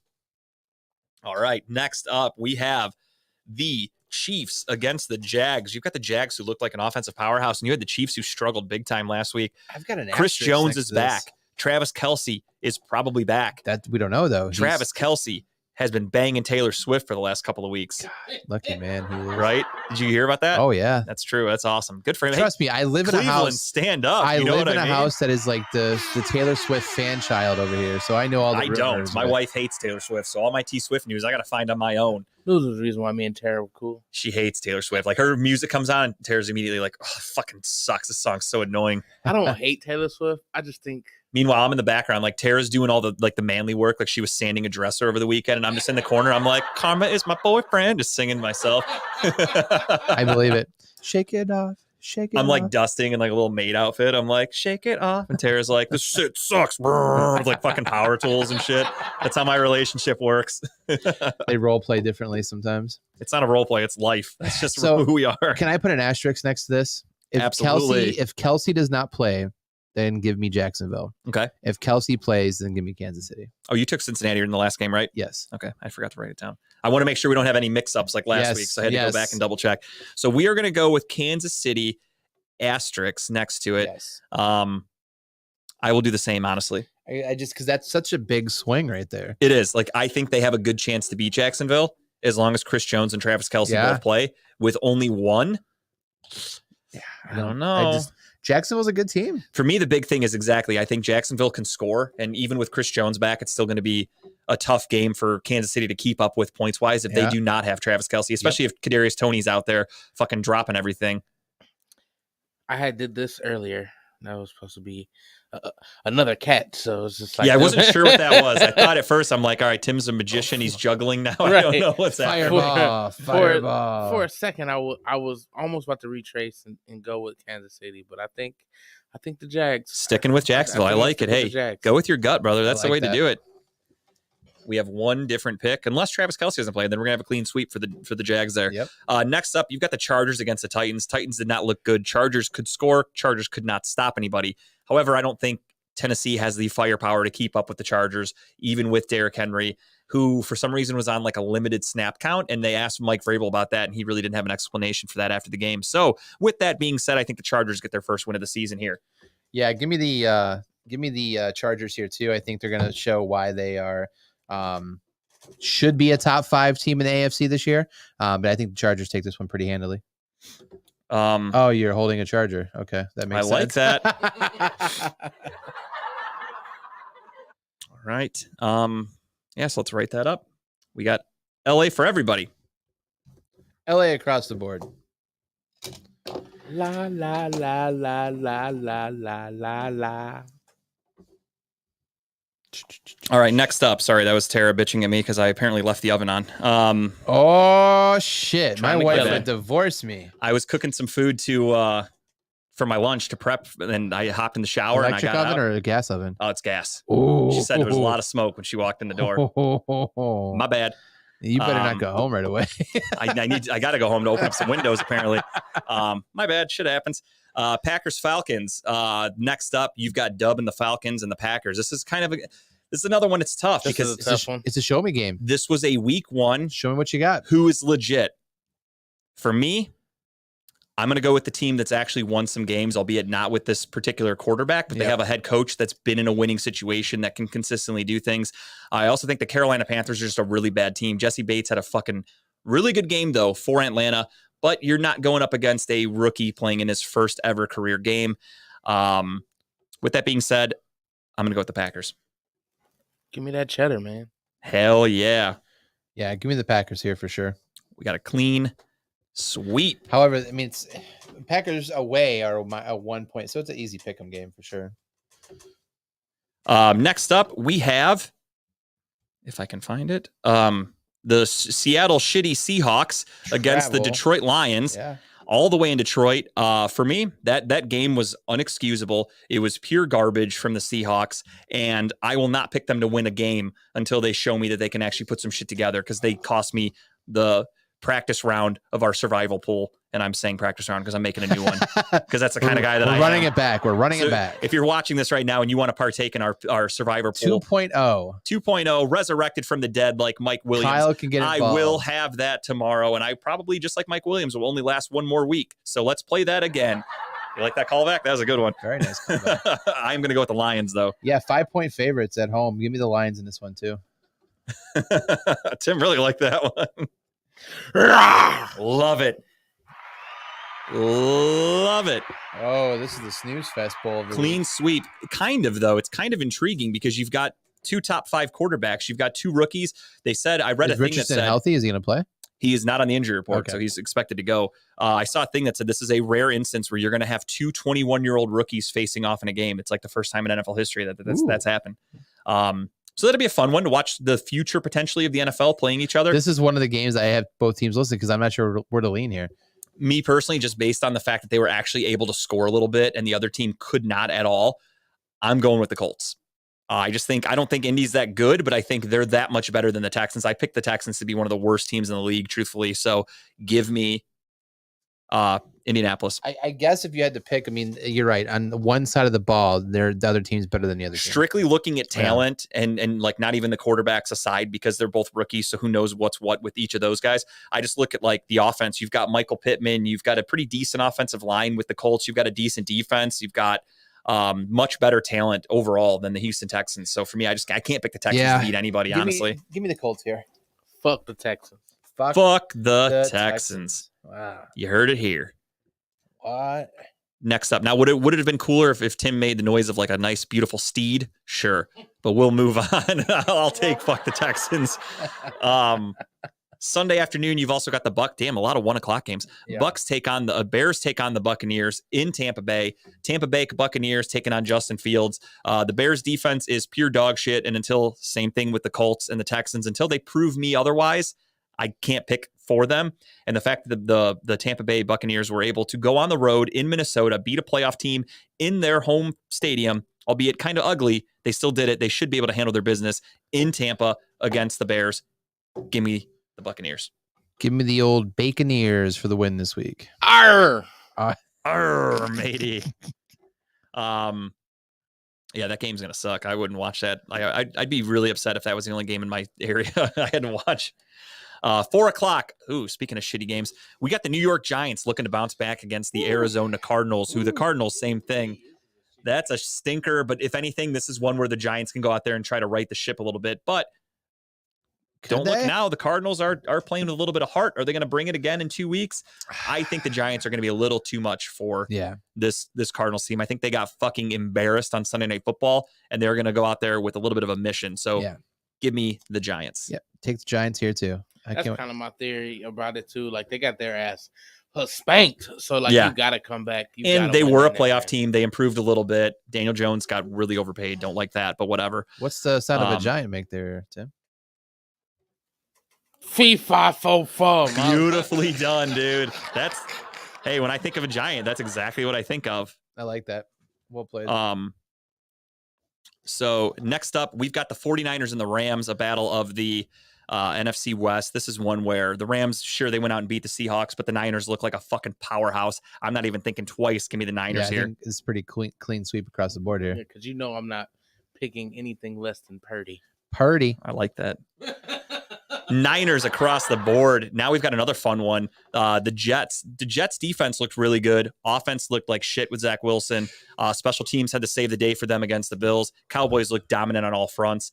With that being said, considering it's Zach Wilson and not Aaron Rodgers, I think the Cowboys are going to fucking dominate this one. They're going to shut Zach Wilson down. They're going to make him throw interceptions.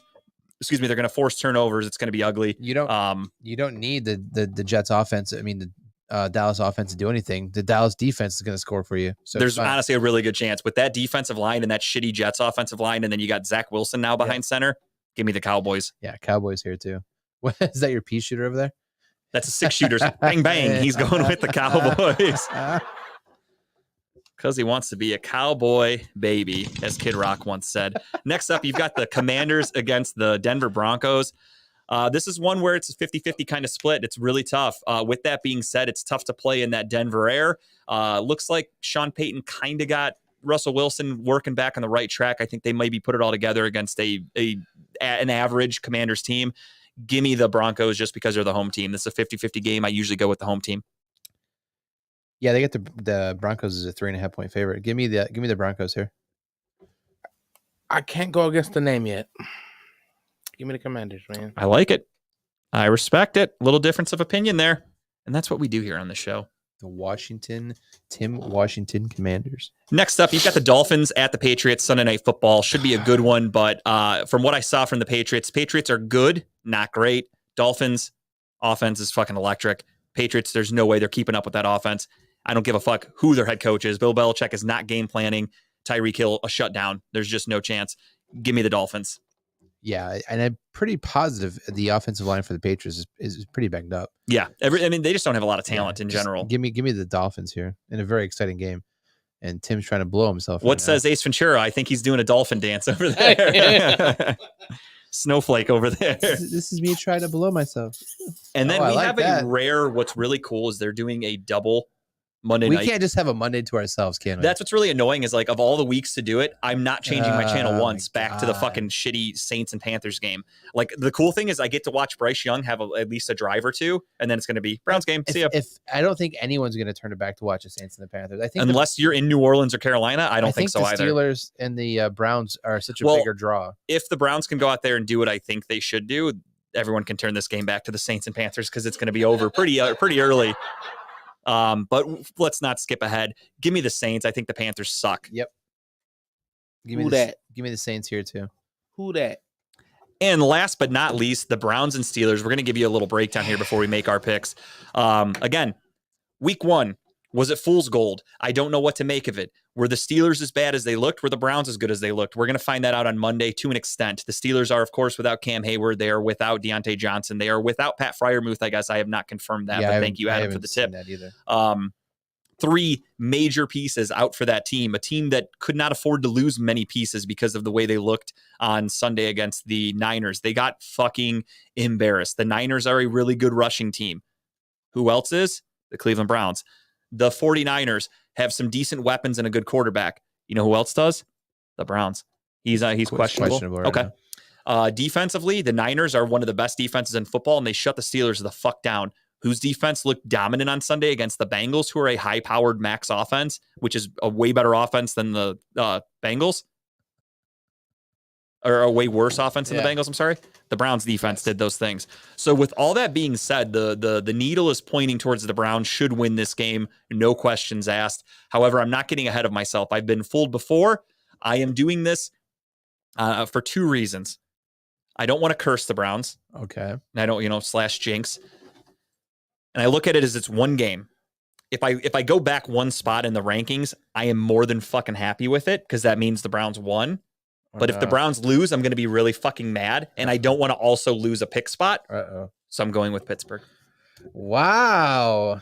I did not see that coming, Tim. Aside from the playoffs, the Browns don't win in Pittsburgh. They looked like complete shit against Pittsburgh last year. Mike Tomlin is known for having a bad week 1 and then turning things around for the Steelers. There's actually a lot of stats that show like teams that got destroyed in week 1 go out and win a lot in week 2. I'm not saying that's going to happen. I'm just playing the odds. And I'm doing this because, again, I want to come out on top one way or another. So if the Steelers win, I'm going to be pissed, but I got a point. And there's nothing I can't control the game. And if the Steelers lose, fuck that point. The Browns won. I don't give one fuck about that point. I got a lot of shit last week for picking the Steelers. Yeah, I know. I had to get it out of my system for you. And that was also, they were playing the Niners. The Niners, I mean, that was a gimme. Come on. So here's my thought. So I can't. In my heart of hearts, the Browns, I think, are going to dominate this game. Yeah. I can't put that on paper yet until they prove to me that they can do that. So I want everyone to know that, like, I'm writing this down with lack of faith. Right. I just don't know what their run game is going to do. Najee Harris can't run it. Their rookie didn't get many touches last week either. I just can't see them moving the ball on the ground against us much, if any. Like they normally would pound the ball down our throats. Like they can't year. Run at all. Like Najee Harris got shut out last week. They can't run. So then who are you going to throw it to? There's your tight end's out. Your number one receiver, if I'm not mistaken, right? He's out. Yeah. So you were left left George with Pickens and Allen Robinson, right? Yeah. And that's it. I mean, you have to get it to him first. And our corners are shut down corners right now. I can't. I got to pick the Browns here. I think the Browns win. I think it's going to be a smackdown type game. And I think it's prime time. The Browns do pretty well in prime time, especially against rivals, Bengals and stuff like that. They show out. So give me the Browns. I love the facts that you have behind Tomlin. Coming back the second week to do okay or do well. But fuck the Steelers. Yeah, I mean, don't get me wrong. They can absolutely go fuck themselves. Mike Tomlin, you're a piece of shit. I hate you. But he's a good coach. So I'm picking it. Now, I don't want to write down Pittsburgh. Trust me. I think everybody can agree with that. But that's what I do. I can understand where you're going. This is like when I bashed the Guardians last year. Hard as fuck, and it ended up turning around to where they made the playoffs, and I was a huge supporter of them, even though I picked against them. Everyone behind the scenes knew that I was really supporting them and really excited. So I think this kind of goes without saying that you guys know where my heart is in this game, but I had to do it. I don't know. I think I should buy you a Steelers jersey now, since Please do. Please make it a TJ Watt size extra large. That would be fantastic. But yeah, so that's my pick there. But yeah, as I said, the Browns should be able to go out and do all the things they did well against the Bengals, and they should do it in a much better fashion against a much weaker offensive opponent. Kenny Pickett is a shitty quarterback. I'm going to die on that hill. I don't care. They do not have the weapons at wide receiver even close to the Bengals, and we did great. They don't have a running back like Joe Mixon. Their defense is good. My big concern is obviously going to be DeJuan Jones / Jedrick Wills covering TJ Watt because we are without Jack Conklin. TJ Watt's a damn good player. They're going to need a double team, triple team, but without Cam Hayward, that's going to be possible. Yeah. So I think the Browns should win this game. Should and will are two different things. Should and doing are two very different things. So I love the Browns. I want them to win, but I just got to go with something to kind of balance. I got to go with a balance. Either way, I'm excited. Monday Night Football, Browns are on TV. It's cannot fucking wait. With that being said, we have arrived at the end of our show. We're a little over 9, but that's okay because we do whatever the fuck we want here, and it is time for Just the Tip. Tim, my friend, lead us off. What kind of tip you think I got this week? I think it's going to be some sort of comedy show and or hosting gig. No. Damn. No. It's a comedy show. I'm just joking. Okay, I was going to say. I was like, I don't know. Either that or a TV show. Like, I'm fucking out of options, dude. It is a comedy show, and it is a clean comedy show. We're doing that Quaker Steak and Lube on next Friday. Is this the one that Rob owns? No, I think this is a different one. Okay. This one's going to be in Sheffield, or maybe no. I think his was in Sandusky, I thought. Vermilion. Or Vermilion, yeah. So yeah, okay. So the Vermilion one we're doing the Sheffield. Okay. We're gonna go to the Vermilion one on the 21st, which is the day before for the car show. Lex Vegas is doing a live remote that day from there. Oh hell yeah! With the car show. So clean means no cursing, no nothing, huh? No cussing. You're working blue. I think I can say titties and nuts. Or wait, is blue swearing or is blue clean? I have no idea. To be honest, a comedy term. I gotta look it up. I don't know that term. But you keep talking. I'm gonna Google it. Right. It's gonna be myself, John Armstrong, Melissa Logston, and Nancy Abraham, and they're feeding us, so I'm happy. I don't think they're feeding everybody, but they're feeding me. But it will be a great night. It starts at 7. It's on Friday. If I got anything else next week, I'll show you all that. But if not, this is going to be the tip next week too. But come on out. It's a free show to my knowledge. You just got to come eat and come watch us, man. It's going to be a great night. Hell yeah. I mean, you're Quaker Steak. Get some fucking wings, guys. I mean, it's a no-brainer. Chipper, come out. We could do the hot wing challenge. Oh, hell yeah. Chipper, you're getting called out, dude. Ooh, the hot wing challenge. I'm with it. I was 100% backwards. Working blue means being cursing and swearing and shit like that. So I knew it was a phrase. What's the other term? Just clean. You just say they're clean. Okay. Yeah, just clean. Clean or working blue. Thought you would say working black. That's weird. No. So my tip of the week. If you're working black and blue, you must be dating Kevin Porter Jr. Ayo. Let's do it. All right. Sorry to interrupt. Had to get that joke out. So my tip of the week's a little disturbing. I came across this on Netflix. Netflix is putting out so much fucking shit every single day. Every time I log in, it's like a different thing. Too much. Going up so fucking high. That's why they got it. I know it's so many new shows, so many things. But I came across this. I've heard about, back 2016, 17, 2020.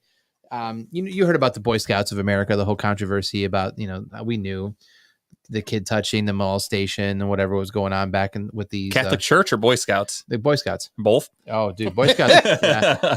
Boy Scouts. I mean, I didn't know it was as bad as it is, but so this Scouts Honor. It's an hour and a half worth of like a show. Just watch it.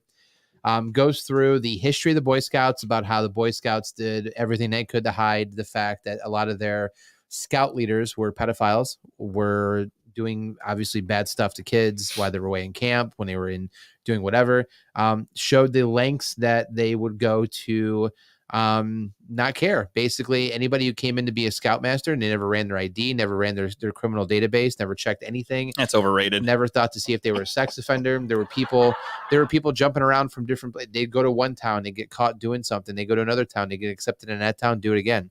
And the survivors of stuff like this were on the show talking. And I mean, you think about it, it fucks you up, right? I mean, they didn't come out right away and say anything, but this whole thing broke open, I think 2018, 19, where a case out in Maryland, like unsealed documents of everything that had happened over the years. And I think they cast a class action lawsuit against Boy Scouts of America. They bankrupt them. Boy Scouts went bankrupt. They filed bankruptcy because they were getting hit with so many lawsuits. Boy Scouts still going on, still a thing. But there's other programs out there like Boy Scouts that obviously don't really dip into the toes of kids' assholes. But this is hope they don't dip anything into their assholes, if I'm being honest. But this is worth watching. It's disturbing. It's graphic. It goes into some detail, but it's an education thing just to kind of catch up on what I didn't realize it was this bad, but it's worth a watch just to give it a quick watch and kind of see how fucked up. It's a lot of fucked up things out there. It really is. So two things on that. First one, you said it's about an hour and a half. Yeah. Perfect time. I think companies need to realize that making like a fucking 4-part series on something that could be covered in an hour and a half is way too much. And that to me has cost me a lot of documentaries. Excuse me. Because I would look at that and I'm like, I'm not that interested in this topic to dedicate 4 hours to it. So I would bail. Right. But like the Bishop Sycamore, hour and a half, knocked it out, one sitting, easy. This thing, hour and a half. I'll watch that. Yeah. Fuck yeah, an hour and a half, easy. It's like the Woodstock ones or the Firefest, just a quick little fucking boom, boom, done. And you awesome. learn so much in those things that are quick. Yeah, absolutely. And second thing, speaking on Boy Scouts, if you get a chance, look up the Louis C.K. joke where he talks about Boy Scout leaders. I think it was from his last special in 2022. And he basically is like, he's like, maybe the best people to watch your kids in the Boy Scouts also want to fuck them. So you just gotta kind of give the good and the bad. It's really, he goes on, like there's way more to it. It's really fucking funny. So check that out. It sucks because like you think about it, any type of organization that deals with that many types of kids or that many people, there's always some type of scandals like that. You got colleges. Yeah. You got the churches and you got the Boy Scouts. Like honestly, you would something you put trust into and like you like expect your kids to be in really good hands and now you have to be like, what nah, sucks sorry. is like this, like Boy Scouts had like a division of like child protection. Like supposedly people who were supposed to be looking out for the good of their kids, nobody worked in it. There was nothing ever done with it. And like some guy took it over in like 2002 and started like asking questions and saying, why are we not doing this? Why are we not putting money into this? Why are we not looking at all these fucking complaints? And then that's what started the ball rolling. And it's insane to think about. Like you don't even background check people who are going to be out on retreats with your kids. Yeah. Fuck that. Like that's just fucked up. And that it sucks because now they're going to really tank, as far as participants because, that once it gets that far, like I'm not trusting that. Yeah. Right. Boy Scouts were so big for a lot of kids. Like I knew in high school growing up, not high school, but middle school, elementary school, a lot of my friends did Boy Scouts, like Eagle Scouts. And like you learn like, you learn a lot of good skills, shit, right? Yeah. You go out and retreat, you make good friends, right? You learn how to like build fires and make tents and read outdoors and survive stuff, right? So you really build habits as a young kid if you're in a good pack and you're not getting fondled, clearly. But you learn how to like learn how to get pegged, man. Tie knots and keep your mouth shut. And there's a lot of good things that come away from the Boy Scouts. Yeah. So my tip this week, am I looking into this camera, Tim, or am I staying in the middle? Okay. Is my light in the way? It is, but I'll get it out of the way there. My tip this week is a show that's on FX. It's just ended its 5th season, I think, maybe 6th. It is called What We Do in the Shadows. It is a show about vampires. It's based on a movie that came out a few years ago. Do not recommend the movie. I watched the movie. It was way before the show. The movie sucked. So when the show came out, I immediately was like, fuck this. I'm not watching that. That show is going to suck. I watched a couple episodes when it first came out. Didn't really like it. Now that there's more out, I was able to binge, and it was funny as fuck. The show's really good. It's smart. It's funny. It's actually got a lot of cool like guest stars and people that come in. It's about vampires that live in Long Island, and they're trying their best to be like, they're hundreds of years old and they're trying to fit in. And they also have the guy at the end there. His name's Guillermo. He is the handler of the human that does everything the guy says. And like, obviously they work together, and it's like, you know, the end game is he's going to get turned into a vampire one day is like what they tell him. So they make him like do all the chores and work around the house. It's really fun. They call him a familiar in the show. But these actors are funny as fuck. The way they do it is hilarious. Personally, my favorite character is the bald guy in the middle from The Office. His name's Colin Robinson in the show. It's really good. Is that Craig? Could have been a good name. Is that Toby? No, it's the guy who worked with Dwight, who they sent out to like kill the Hornets and stuff like that. I forgot his name in the show. Yeah. I forgot his name in the show. Shit. Wait, you talking about his cousin? Yeah, no, not Moe's friend. It's cousin. It was a guy who they hired at Dunder Mifflin, and they just made him do like a bunch of shit work. I just can't remember his name, but he's funny as fuck, I think, and he's really good in that show and that his role. Could have been a good name for the Boy Scouts documentary as well. What We Do in the Shadows. Shit, Brandon. I think it would be better if it was called like What We Do in the Tents, but tents have shadows with the lights on. That's true. If you do it, it's dark enough. But yeah, no, What We Do in the Shadows is a really funny show. There's like 5 seasons out. I think the newest season just ended on FX. They've already been approved for like 2 more seasons, so it's not going anywhere. But I highly recommend checking it out. It's really funny, worth the watch. 30-minute episodes. Yeah, they're 30 minutes, and then I had them recorded on my YouTube TV, so I could just skip the commercials. So they're on Hulu, but if you don't have Hulu with no commercials, you have to sit through all that shit. So I was able to rip through the episodes fairly quickly. And I really like it. I'm looking forward to the new season. It was a really funny show. I'll give it a try. So check it out. It's something different out there. That's going to do it for us. So go Browns. I will talk to everybody. Fuck the Steelers. We will talk to everybody again in 1 Titans. week, as long as I don't. Texans. What did I say? No, I said we're just saying fuck. I thought I said something wrong. I was like, wait, what? Yeah, we'll see you guys next week as long as I don't burn my house down, apparently. Justin might be burnt tonight when he gets home. Yeah, Tara's not happy with me right now, so that's I going can to be only ugly. imagine. I'm going to go home. I'm going to get yelled. She's going to Kevin Porter Jr. me when I get home. But with that being said, this was for you, Cleveland. Go Browns. See you next week.